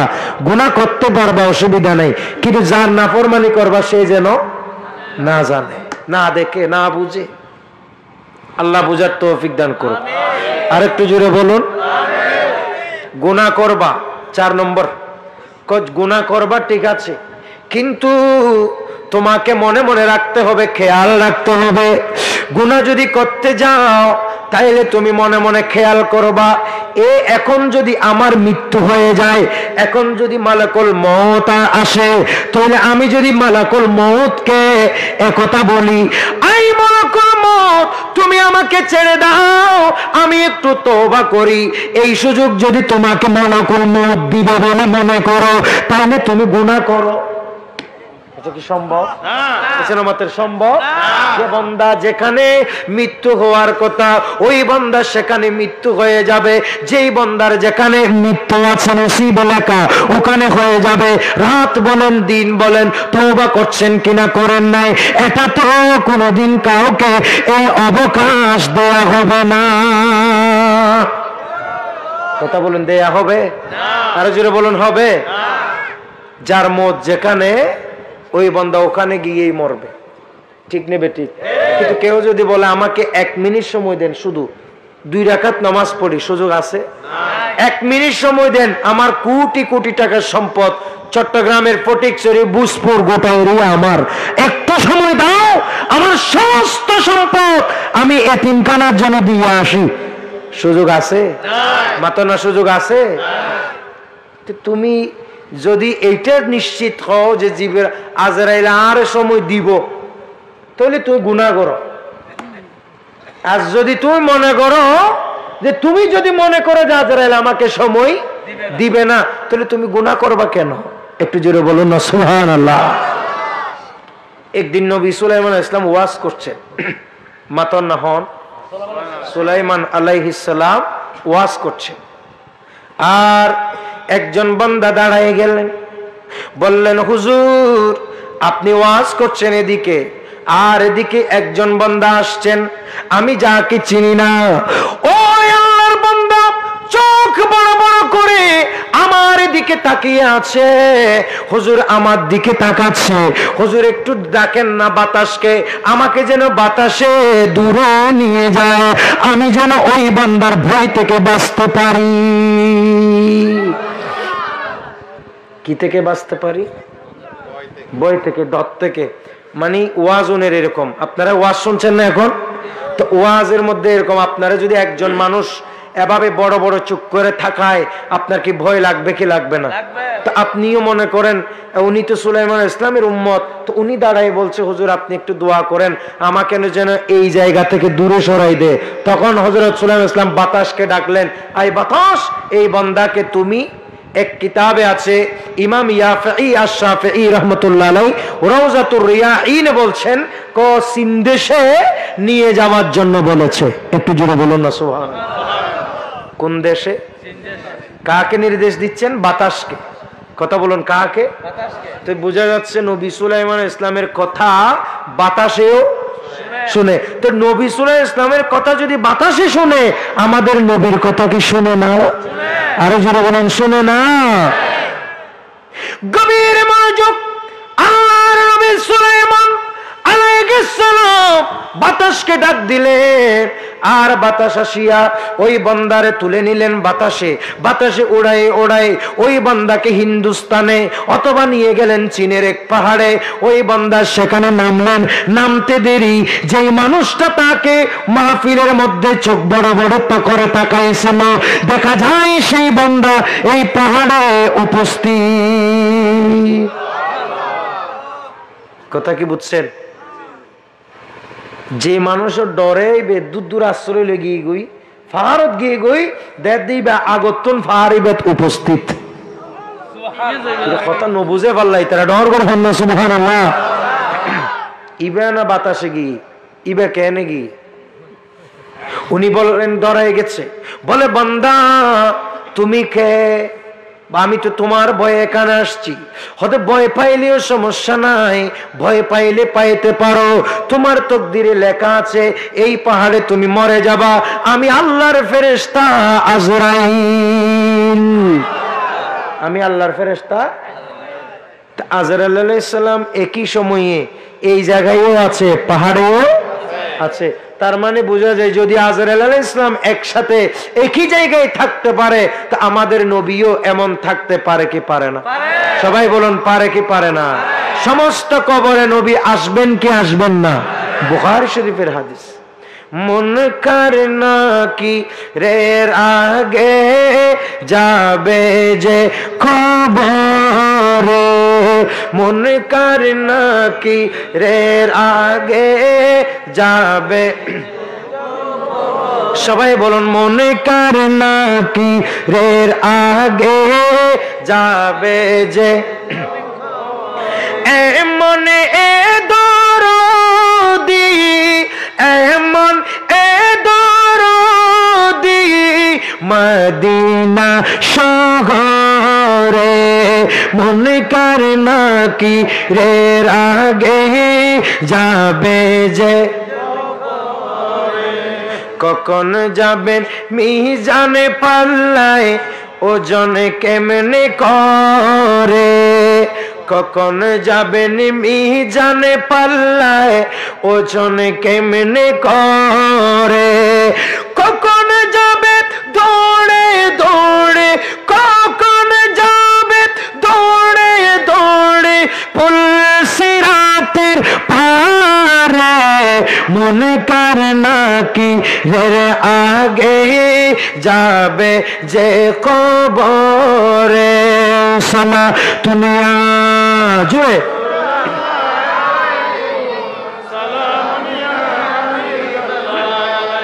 কি আপনাদের অসুবিধা হয়?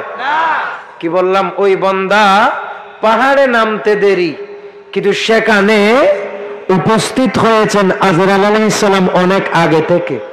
সুবহানাল্লাহ বলুন না। আজরাইল আলাইহিস সালাম আসতে পারে কি পারে না? জোরে বলুন, পারে কি পারে না? ওই বান্দা আজরাইল আলাইহিস সালামের পরিচয় পেলেন, বড় বিস্মিত হয়ে গেলেন। বললেন, আয় আল্লাহর ফেরেশতা আজরাইল, তুমি আমাকে এখন জান কবজ করবা, এটা আমি বুঝে গেছি। এখানে জান কবজ করিও না, আমাকে একটু আগের জায়গায় নিয়ে দেওয়া হোক, ওখানে মানুষ আছে। তখন আল্লাহর ফেরেশতা আজরাইল বলে, এ আল্লাহর বান্দা শোনো, তোমার জন্য কোনো কবর নাই, তোমার কোনো জানাজা নাই, তোমার জন্য কোনো দোয়া নাই। তুমি যাবে, তোমার কবর হবে একটি বাঘের পেট। কথা বলুন, কিসের পেট? জোরে বলুন না, কিসের পেট?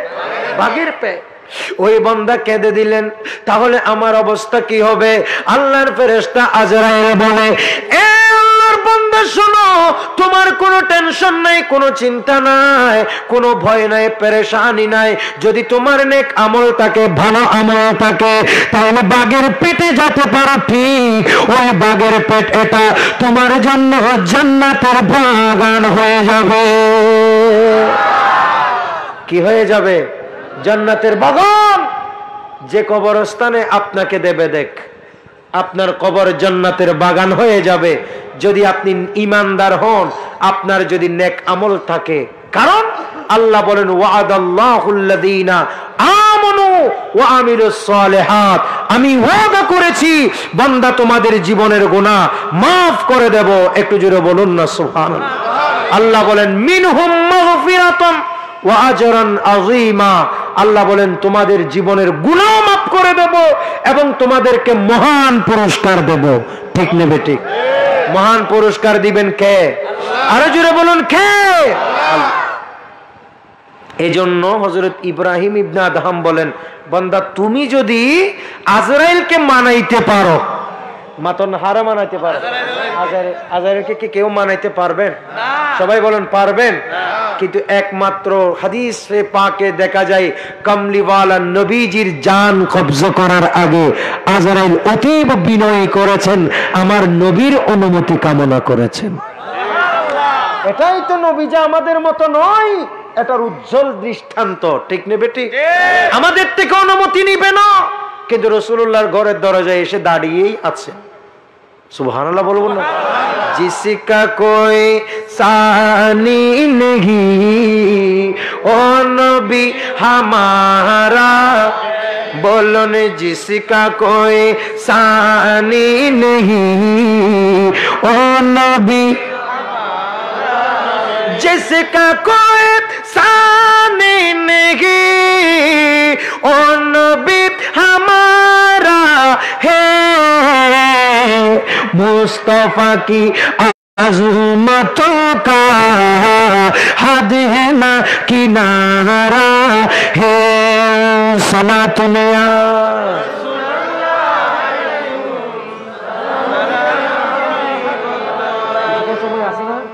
আল্লাহ আমাদের বোঝার তৌফিক দান করুক। আর একটু জোরে বলুন আমিন। কি বললাম? হযরত ইব্রাহিম ইবনে আদহাম বলেন, তুমি যদি আজরাইলকে মানাইতে পারবা মনে করো তাইলে গুনাহ করো। বান্দা বলেন হুজুর জীবনেও মানানো সম্ভব? জোরে বলেন সম্ভব নয়। তাহলে নয় যখন আজরাইলকে যখন 2 মিনিটের জন্য মানাইতে পারবে না, তাহলে গুনাহ করবা কেন? সুবহানাল্লাহ বলুন না। 5 নম্বর, আই বান্দা গুনাহ করো, কথা বলুন কি করো? একটি শর্ত, সেটি হচ্ছে 5 নম্বরে বলে গুনাহ শর্ত হচ্ছে তোমাকে যখন জাহান্নামের ফেরেশতারা জাহান্নামে নিয়ে যাবে, ওই দিন ফেরেশতাদেরকে যদি তুমি বলো আই ফেরেশতারা জাহান্নামে নিও না, বলে আমার গুনাহ হয়ে গেছে, যদি তোমার কথা ওই জাহান্নামের ফেরেশতারা মানবে বলে মনে করো, তাহলে তুমি গুনাহ করতে পারো। ওই বান্দা বলে হুজুর না না, ফেরেশতারা জীবনে কোনোদিন মানবে না, ফেরেশতারা জাহান্নামে নিয়ে যাবে, আল্লাহর হুকুমে নেবে, আমার হুকুম মানবে না। ইব্রাহিম ইবনে আদহাম বলে, এ আল্লাহর বান্দা, যদি 2 জন ফেরেশতা তোমার কথা নাই বা শুনে, তাহলে গুনাহ করে লাভ নাই, তুমি সওয়াবে ডুবে যাও। আরো জোরে বলুন সুবহানাল্লাহ। এজন্য বললাম আমাদেরকে সওয়াব করা দরকার, সওয়াবের কাজ করা দরকার। কিন্তু আজকে বড় আফসোস, আমরা দিবানিশি গুনাহের কাজে নিমজ্জিত। ঠিক নেবে ঠিক? কিসের কাজে নিমজ্জিত? গুনার কাজে। আমরা মানুষের ডরে অনেক কিছু থেকে বাঁচি থাকি, ঠিক না? কোনো মানুষ ব্যভিচার করছে, মানুষকে দেখলে ভয় পাচ্ছে, কিন্তু বান্দা জানছে না যে কিরে এই মানুষ তো দেখলে কিছু করতে পারবে না, হয়তো বেশি থেকে বেশি আমাকে মারবে, নয়তো বেশি থেকে বেশি আমাকে বদনাম করবে, নয়তো বেশি থেকে বেশি আমাকে মেরে ফেলবে। তো মেরে ফেললেও কি হবে? কবরে যাও তো শান্তি নাই। কিন্তু আল্লাহ যিনি দেখছেন, উনি তো আল্লাহ দেখছেনই। মানুষের চোখ থেকে পালাবার রাস্তা আছে, কিন্তু আল্লাহর কুদরতের চোখ থেকে কি পালাবার কোনো সুযোগ আছে? আরো যারা বলেন আছে? মুজাদ্দিদ দ্বীন মিল্লাত ইমামে আলা হযরত, তিনি 7 বছর বয়স মাত্র। মাত্র না হয় বছর 7 বছর। সবার মনোযোগ তো আছে কেন? আলা হযরত বলে, নিজেকে নিজে সম্বোধন করে বলেছেন, আয়ে রাজা হর কাম কায়েক ওয়াক্ত হে, আয়ে রাজা হর কাম কায়েক ওয়াক্ত হে, আয়ে রাজা হর কাম কায়েক ওয়াক্ত হে, दिल को भी आराम हो ही जाएगा, दिल को भी आराम हो ही जाएगा। সবাই বলেন মারহাবা, আরো জোরে বলেন মারহাবা। ইমাম আলা হযরতের বয়স 7। ইমাম আহমদ রেজা খান ফাজিলে বেরলভী রহমাতুল্লাহ আলাইহি মাত্র 7 বছরের শিশু। বাবা নকি আলী খান রহমতুল্লাহ আলাইহি তিনি রোজা রাখছেন। আলা হযরত অনেক সময় এরকম ছোট ছোট বাচ্চারা রোজা রাখে না, পিছনে মাত্র রাখে না, এরকম রোজা রাখছে। তো বিকেল হতে হতে 6-7 বছরের শিশু, তার চেহারা টেহারা শুকাই কেমন হয়ে গেছে, এটা তো আপনারাই বুঝতে পারছেন, এবং আপনাদের যাদের ছোট্ট ছোট্ট শিশু আছে এটা আপনারা নিজেরা বুঝতে পারছেন। তো নকি আলী খান রহমতুল্লাহ আলাইহি ইমাম আলা হযরতের বাবা বলেন, বেটা তুমি তো রোজা রাখছো, তোমার চেহারা শুকায় কেমন হয়ে গেছে, কাট হয়ে গেছে, বাবা আসো, রোজা রাখছো অসুবিধা নেই, এখন কেউ দেখবে না, তুমি চুপে চুপে এখানে পানি খাও, যেটা ইচ্ছে সেটা খাও। কথা কি বোঝা যায়? বন্দি ঘরে রুমে ঢুকাই ইমাম আলা হযরত, বয়স 7, কিন্তু আল্লাহ চিনে, বলো না, কথা বলুন, চিনে, আল্লাহ চিনেন। কেমন উত্তর দিলেন? উনি বললেন, বাবা আয় আমার বাবাজি, আপনি আমারে বললেন কেউ এখানে দেখছে না, ঘর বন্ধ, আপনি আমাকে বলেন, আয় আমার বাবা শুনেন, শুনে ঘর বন্ধ হতে পারে, দরজা বন্ধ হতে পারে, দুনিয়ার কোনো মানুষ না দেখতে পারে, কিন্তু আমি যেই আল্লাহকে দেখাবার জন্য রোজা রেখেছি, আল্লাহর কসম আমি খাচ্ছি কি খাচ্ছি না, ওই আল্লাহ দেখে। আল্লাহু আকবার, ইয়া রাসূলুল্লাহ, ইয়া গাউস, জিন্দাবাদ। কি বুঝলেন? আমার আলা হযরত মুজাদ্দিদ দ্বীন মিল্লাত এটা 7 বছর বয়সে গোটা বিশ্ববাসীকে একটা উজ্জ্বল দৃষ্টান্ত স্থাপন করে দিয়েছেন। আল্লাহ দেখতে পান, এই বিশ্বাস আমরা 60 বছরও করতে পারি নাই। ঠিক নেবে? ঠিক। 60 বছর বয়সেও মিথ্যে, 70 বছর বয়সেও আমরা মিথ্যে কথা ভিতরে নিমজ্জিত আছি, ডুবে আছি। ঠিক নেবে? ঠিক। 70 বছর বয়সেও আমরা ব্যভিচারের দিকে দৃষ্টি করছি, কিন্তু আমার আলা হযরত মুজাদ্দিদ দ্বীন মিল্লাত মাত্র কয় বছর? 7 বছর বয়সের শিশু। উনি বুঝিয়ে দিয়েছেন আল্লাহ যিনি, তিনার থেকে কিছু গোপন থাকে না। একটু জোরে বলুন সুবহানাল্লাহ।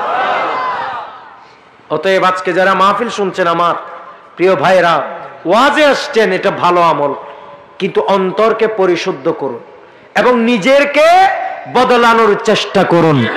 দিন বদলের সময়, এটাকে বাংলা লিংকের অ্যাডভার্টাইজ মনে করিয়েন না। দিন বদলানোর সময়, অন্তর পবিত্র করার সময় আসছে। কতদিন বাঁচবেন? প্রিয় হাজরিন, আল্লাহর ডরে ইবাদত করুন এবং আল্লাহ যেখানে যান আল্লাহকে স্মরণ করুন। আল্লাহ যে একজন আছেন, আল্লাহ যে আমাকে দেখছেন, আমার মিথ্যে কথা আল্লাহ শুনছেন, কিয়ামতের দিন এগুলো আমাকে জবাবদিহিতা করতে হবে, এই বিশ্বাসটা অন্তত মাহফিল থেকে নিয়ে যান। আল্লাহর কসম, মাহফিলে আসা আপনার সার্থক হবে। ঠিক নেবে? ঠিক। কথা বলছি কি দিয়ে? সোনামাতের কি দিয়ে? মুখ দিয়ে কথা বলছি। আপনারা কি দিয়ে কথা বলেন? মুখ দিয়ে। কিন্তু এমন একটা সময় আসবে আমাদের এই মুখ আর কথা বলবে না। মাথা না, এই মুখ আর কথা বলবে না। তো মুখে কথা না বলে কথা কি বলবে? এটা আল্লাহর কোরআনের সূরা ইয়াসিনে আল্লাহ বলছে। আমার আল্লাহ বলেন, বিসমিল্লাহির রহমানির রহিম, আল ইয়াওমা নাখতিমু আলা আফওয়াহিহিম ওয়া তুকাল্লিমুনা আইদিহিম ওয়া তাশহাদু আরজুলুহুম বিমা কানু ইয়াকসিবুন। হুজুর ঠিক আছে না? কোরআন শরীফের ভিতরে সূরা ইয়াসিনে যারা ইয়াসিন শরীফ মুখস্থ জানেন আপনারাও পড়েন, গিয়ে দেখেন আল্লাহর কোরআন বলে এই দুনিয়ার মানুষ এমন একটা সময় আসবে ওই দিন তোমাদের জবান আল্লাহ বন্ধ করে দেবেন। মাতন না, জবান বন্ধ। এগুলো বলছেন কে? আল্লাহ। মাতের কে? আল্লাহ বলছেন তোমাদের জবান বন্ধ, তোমাদের জবান। সবাই বলে না তোমাদের জবান বন্ধ। এখন তো আমরা মিথ্যে বলছি, এই তুমি কি ভাত খেয়েছো? না খেয়েই বলি খাই নাই। তুমি কি বিরিয়ানির বোঁদা পেয়েছো? লইয়ে নো ঘরের ভিতর ঢুকাই ফেলতে না খাই। ঠিক নেবে? ঠিক চলে কি চলে না? এই উগ্র বিরিয়ানির বোঁদার লোভ সামাইতে পারছেন না। আল্লাহ যদি আপনার উপর দুনিয়ার বার তুলি দেয়, আপনারা যদি চেয়ারম্যান বানা, মেম্বার বানায়, থেকে গরিব বানা আর এসে নহামাতের ইতারা উগ্র বিরিয়ানির বোঁদা এবার লোভ সামালি না পারো, আবার এটা বই বই এনে প্রধানমন্ত্রীর গাল ঘর। ঠিক নেবে? ঠিক জায়গায় যখন যাবেন তখন বোঝা যাবে কে আসল কে নকল। একজনে কয় আমার বাবা পুলিশ, আর একজনে কয় এক বেটা তোর বাবা গুসা হদার আব্বা জীবন তো আল্লাহর কসম একটিও ঘুষ খাই নাই। তো তোমার বাবা করে কি? আমার বাবা রিক্সা চালায়। রিক্সা যেখানে চালায় এখানে কি ঘুষ খাওয়ার কোন রাস্তা আছে? এই জন্য মাত্র আছে। অতএব নিজের জায়গায় গেলে বোঝা যায় আপনি কেমন তাকওয়াবান, কেমন ইমানদার। একটা বিরিয়ানির বোঁদা আমরা মাহফিলে দেখি তো বসময় লই এঙ্গরে খাওয়ার ভিতর ঢুকাই ফেলে, এঙ্গরে আর আতা বাদ দেয় কে সামানিতে মতহুসার মতো হয়ে যায়। তখন তাকে বিরিয়ানি বোঁদা আরেকটা দেয়া হয়। অথবা কেউ যদি জিজ্ঞেস করে তুমি বিরিয়ানি পাইছো? না পাইনি, আস্তে করে বলে এটা। অথবা ডর করি সুরের মায়ের বড় গলাইতে ডর না না হয়তো বা, এটা কিন্তু আছে। চিন্তা করে দেখেন যে এই মানুষ একটা বিরিয়ানির প্যাকেটের রূপ সামালতে পারছে না, আল্লাহ যদি তারে মেম্বার বানায়, আল্লাহ যদি তারে চেয়ারম্যান বানায়, আল্লাহ যদি তারে সমাজের এমপি মন্ত্রী বানায়, আল্লাহ যদি প্রধানমন্ত্রী বানায়, তুমি কি অবস্থা করব? ঠিক নেবে? ঠিক কথা বলো। কি আপনারা আমার কথা কি রাগ করছেন? গভীর মনোযোগ। এই জবান দিয়ে মিথ্যে কথা বলছে, যে কোনো উপায়ে মানুষের হাত থেকে ছুটে যাচ্ছেন। আমার আল্লাহ বলেন আল-ইয়াউমা নাখতিমু আলা আফওয়াহিহিম। বান্দা এই সুযোগ থাকবে না, লইছো না লওয়ার পরেও বলো না লই নাই, নেই নাই, নেয়ার পরেও বলো নেই নাই। এই বান্দা সেই সুযোগ কিয়ামতের দিন থাকবে না। আলা আফওয়াহিহিম ওয়া তুকাল্লিমুনা আইদিহিম। আমার তোমার মুখ আমি আল্লাহ বন্ধ করে দেব। ওই দিন তোমাদের হাত আমি আল্লাহর সাথে কথা বলবে। মাতো না, কথা বলবে কে? হাত কথা বলবে। ওয়াতা সাদর জলম। এই আমার বান্দারা গভীর রাত বুসপুরের এই মাঠে, আপনি বড় মানুষ, সমাজের শিক্ষিত মানুষ, এক জায়গায় গেলে চেয়ার পান, এক জায়গায় গেলে বিচার করতে দেয়, এক জায়গায় গেলে আপনাকে সালাম দেয়, কিন্তু আপনি এখানে নিচে এসে বসে আছেন। কিয়ামতের দিন আপনার পা আল্লাহকে বলবে, সাক্ষ্য দেবে, আল্লাহ এই বান্দাকে কষ্ট দিও না, বান্দা অনেক সম্মানিত। তুমি আল্লাহর কালামের বয়ান শুনতে, তোমার নবীর হাদিসের বয়ান শুনতে গভীর রাত প্রায় 1 কিলো 1/2 কিলো হেঁটে গিয়ে মাটির মধ্যে বসে গিয়েছিল। আরো জোরে বলুন। এই হাত আল্লাহর সাথে কথা বলবে। ঠিক নেবে? ঠিক। আজকে যারা বলো নবীর নাম শুনে চুমু দিয়ে জায়েজ নাই, জায়েজ না জায়েজ আদে জায়েজ, তোমার কথার উপর কি আসে যায়? আল্লাহ বলেন ওয়া তুকাল্লিমুনা আইদিহিম। তোমাদের হাত কথা বলবে। সন্ত্রাসগিরি করছো সেটা বলবে, তুমি মদ খেয়েছো হাত সেটা বলবে, গাঁজা খেয়েছো হাত সেটা বলবে, ফেন্সিডিল খেয়েছো হাত সেটা বলবে, ইয়াবা ধরেছো হাত সেটা বলবে, ইয়াবা ব্যবসা করেছো হাত বলবে। তুমি যদি নবীজির নাম শুনে চুম্বন দিয়েছো, তোমার এই হাত আল্লাহকে সাক্ষ্য দেবে। আরো জোরে বলবেন না সুবহানাল্লাহ। হাত কি বলবে? সাক্ষ্য দেবে।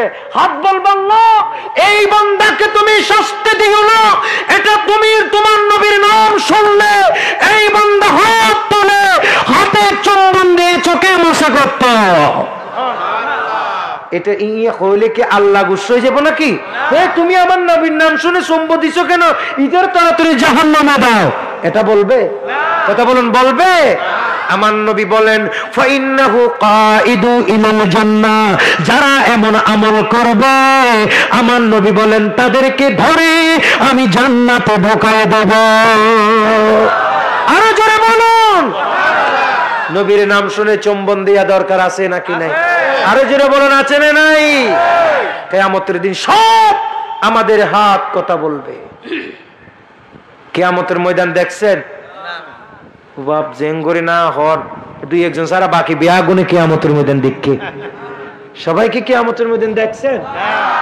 দেখবেন ন সাহেব বলি হতে ডরে, কিন্তু না চাইতে চাইলেও আল্লাহ, কথা বলুন, আল্লাহ দেখাবে।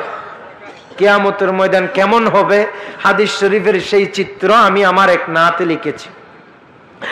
মাটি যেদিনে তামা হবে, মাটি কি হবে? তামা। এগুলো আমি হাদিসে পাক থেকে আমি লিখেছি।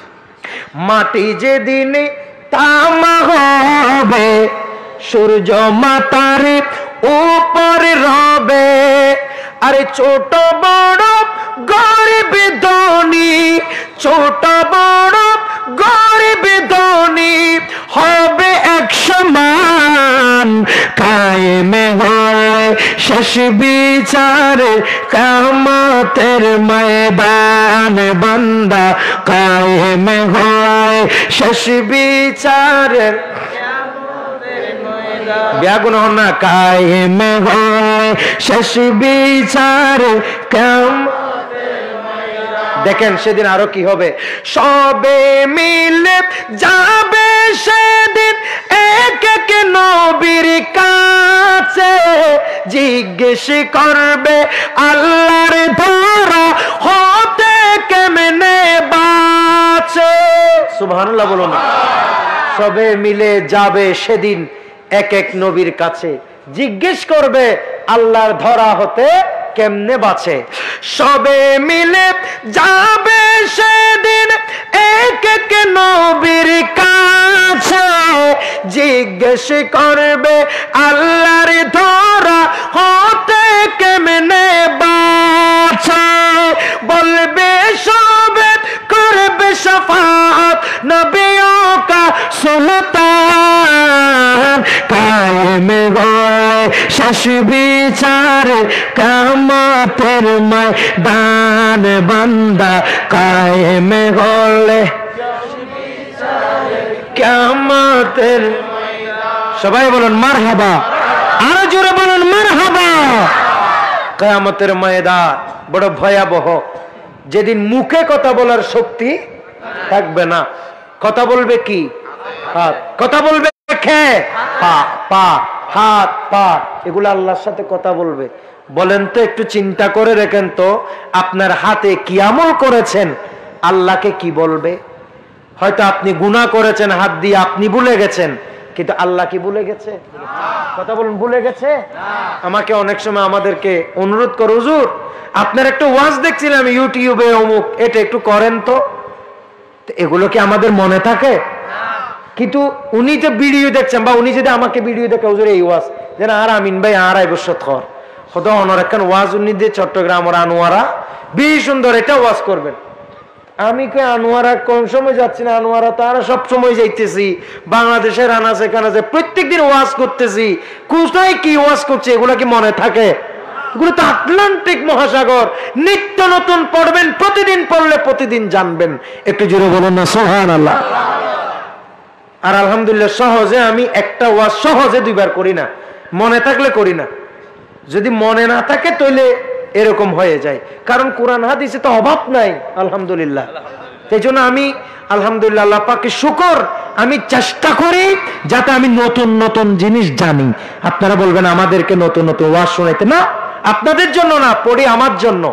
তো আমার জন্য পড়ি হিসাবে আমি আপনাদেরকে কথাগুলো বলছি। কি অসুবিধা হয়? প্রিয় ভাইয়ের আমার, তো আমি কি বলতে চাচ্ছিলাম, আমি বলছিলাম যে আমরা ভুলে যাব, কিন্তু ভিডিও যেগুলো আছে, রেকর্ড যেগুলো আছে, এগুলো যদি আমারে দেখাই তাহলে আমার মনে পড়বে, ঠিক নেবে ঠিক? তো ভিডিও, দুনিয়ার ভিডিও, এটা যদি এভাবে রাখে তাহলে চিন্তা করে দেখেন তো, আপনাকে যদি আপনি কি কি গুনাহ করেছেন আপনার মনে নাই, কিন্তু আল্লাহ পাকের কুদরতের ভিডিও হয়েছে, কুদরতের ক্যামেরা হয়েছে, কিয়ামতের দিন যখন আপনার সামনে আমলনামা খোলা হবে, সেদিন আপনি বিস্মিত হবেন, অবাক হবেন এবং মনে পড়ে যাবে, ঠিক নেবে ঠিক? এই জন্য আপনার উচিত আজকে তওবা করা। মাতন কি করা? জোরে বলেন কি করা? তওবা করা দরকার আছে না নাই? আরেকটু জোরে বলুন, আছে না নাই? তওবা করলে লাভ নাকি ক্ষতি? আরো জোরে বলুন, লাভ নাকি ক্ষতি? লাভ। আমার আল্লাহ বলেন, তুমি যদি তওবা করো, তওবার মতো যদি তওবা হয়, বান্দা তুমি চিন্তা করিও না যে তোমার জীবনে যত গুনাহ হয়েছে, তোমার তওবা কবুল হলে সমস্ত গুনাহগুলো সাফ হয়ে যাবে। আর একটু জোরে বলুন না সুবহানাল্লাহ। এরকম এখানে গুনাহ করেন না এরকম কোন মানুষ আছেন? জোরে বলেন, আছেন?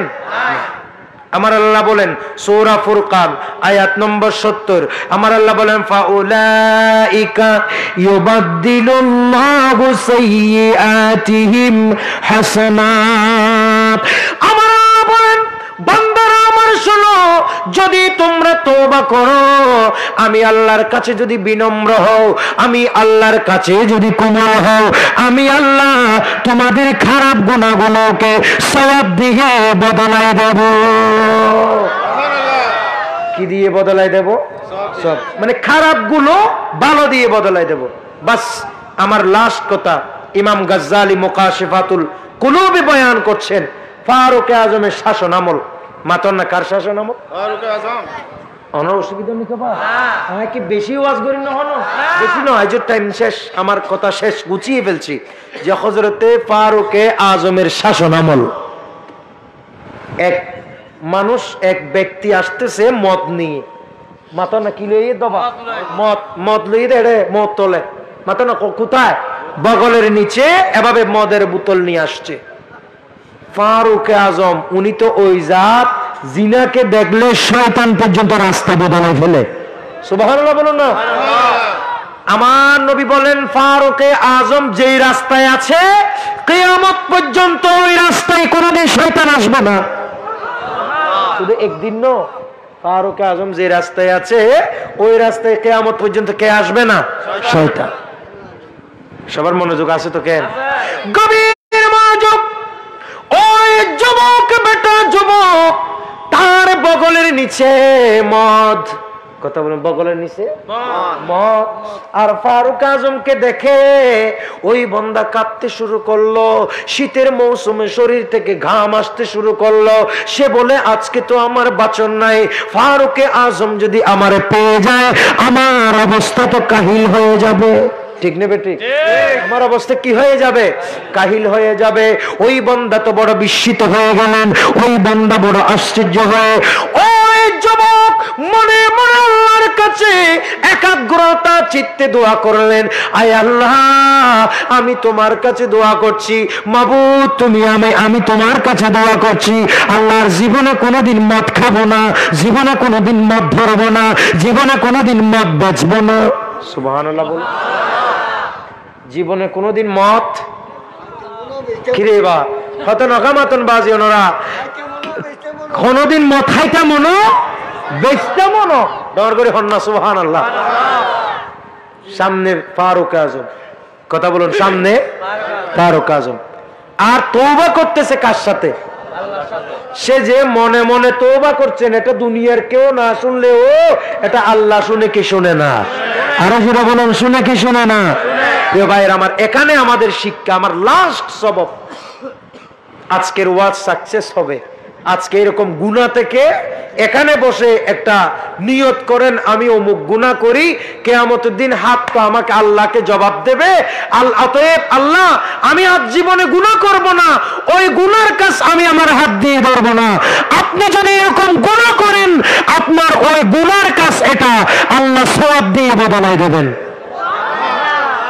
আল্লাহ পারে কি পারে না? সমস্ত ক্ষমতার মালিক কে? অসীম ক্ষমতা যার হাতের উপর, আর যার নামে বয়ে চলে ঝরনা নহর, ঝরনা নহর। আল্লাহ আল্লাহ রবে সব দিওয়ানা, প্রভুর প্রেমে মন সারা দাও না। সবাই বলেন আল্লাহু আকবার, আরো জোরে বলেন আল্লাহু আকবার। প্রিয় ভাইয়ের আমার, কি বললাম? ফারুক আজম সামনে, বন্দার বগলের নিচে মদের বোতল। কথা বলুন, বগলের নিচে মদের বোতল। তওবা করছে আল্লাহর সাথে। কথা বলুন, কার সাথে? আল্লাহর সাথে। আল্লাহু আকবার। ওই বান্দা তওবা করতেছে, আল্লাহ জীবনে কোনোদিন মদ খাবো না, ফারুক আজমের হাত থেকে একটু বাঁচাই দাও। আল্লাহ আমি তোমার সাথে ওয়াদা করছি, আল্লাহ আমি ওয়াদা খেলাফি করব না। একটু জোরে বলুন না সুবহানাল্লাহ। এইভাবে তওবা করেছেন। ইতস্তত করতে না করতে ঠিক ওই জায়গায় ফারুক আজম চলে আসলেন। সুবহানাল্লাহ বলুন না। ফারুক আজম চলে আসলেন। ওবা গিয়া কি তুমি এগুলো কি নিছো, এরকম করতেছো কেন? হাফের মাতো নেতিবে হাফের বল, তোমার এগুলো কি? তুমি মুখ থেকে বের হয়ে গেছে। হুজুর এটা খাওয়ার শিরকা। একটু জোরে বলুন না সুবহানাল্লাহ। এটা শিরকা, শিরকা এটা অমীয় তৃপ্তি, সুস্বাদু খাবার, শিরকা। তখন ফারুক আজম বললেন, কিরে শিরকা যদি নিলে মানুষ এমন কাঁপে কেন, ভয় পায় কেন? রহস্য আছে মনে হয়। ফারুক আজম বললেন, একটু দেখি তো, দেখি তো, আমাকে দেখাও। এরকম দেখাচ্ছে, বোতলে ছিল মদ, আর মুহূর্তের মধ্যে মদকে আল্লাহ শিরকা বানাই দিল। আরো জোরে বলুন, কি বানাই দিলেন? শিরকা বানাই দিলেন, দুধের মাখন বানিয়ে দিলেন। এই সমস্ত এই মদগুলাকে আল্লাহ বলেন, আমি তোমাদের গুনাহগুলোকে, মন্দগুলোকে আমি এগুলাকে ভালো পরিণত করি যদি তোমরা আমার উপর তওবা করো। একটু জোরে বলুন সুবহানাল্লাহ। প্যারা হাজরিন, আজকের ওয়াজ থেকে আমি আপনাদের, মানুষ হয়েছেন অনেক মানুষ, এগুলো আমার দরকার নেই। আমি দুইজন পুরুষ অথবা একজন পুরুষ অথবা পর্দানসীন মা বোনেরা, একজন যদি আমার কথায় আজকে যদি গুনাহ থেকে তওবা করেন, অন্তরকে যদি নম্র করেন, হৃদয়টাকে যদি নিষ্কলুষ করেন, হিংসা হাসদ যদি সরাই দেন, তাহলে আমি আমার এই ওয়াজ সার্থক হবে, আপনার জীবন ধন্য হবে। আল্লাহ আপনার জীবনের গুনাহ মাফ করে দেবেন, আল্লাহ আপনাকে উত্তম বদলা দেবেন। আল্লাহ আমাদেরকে কবুল করুক। ইয়া নবী সালাম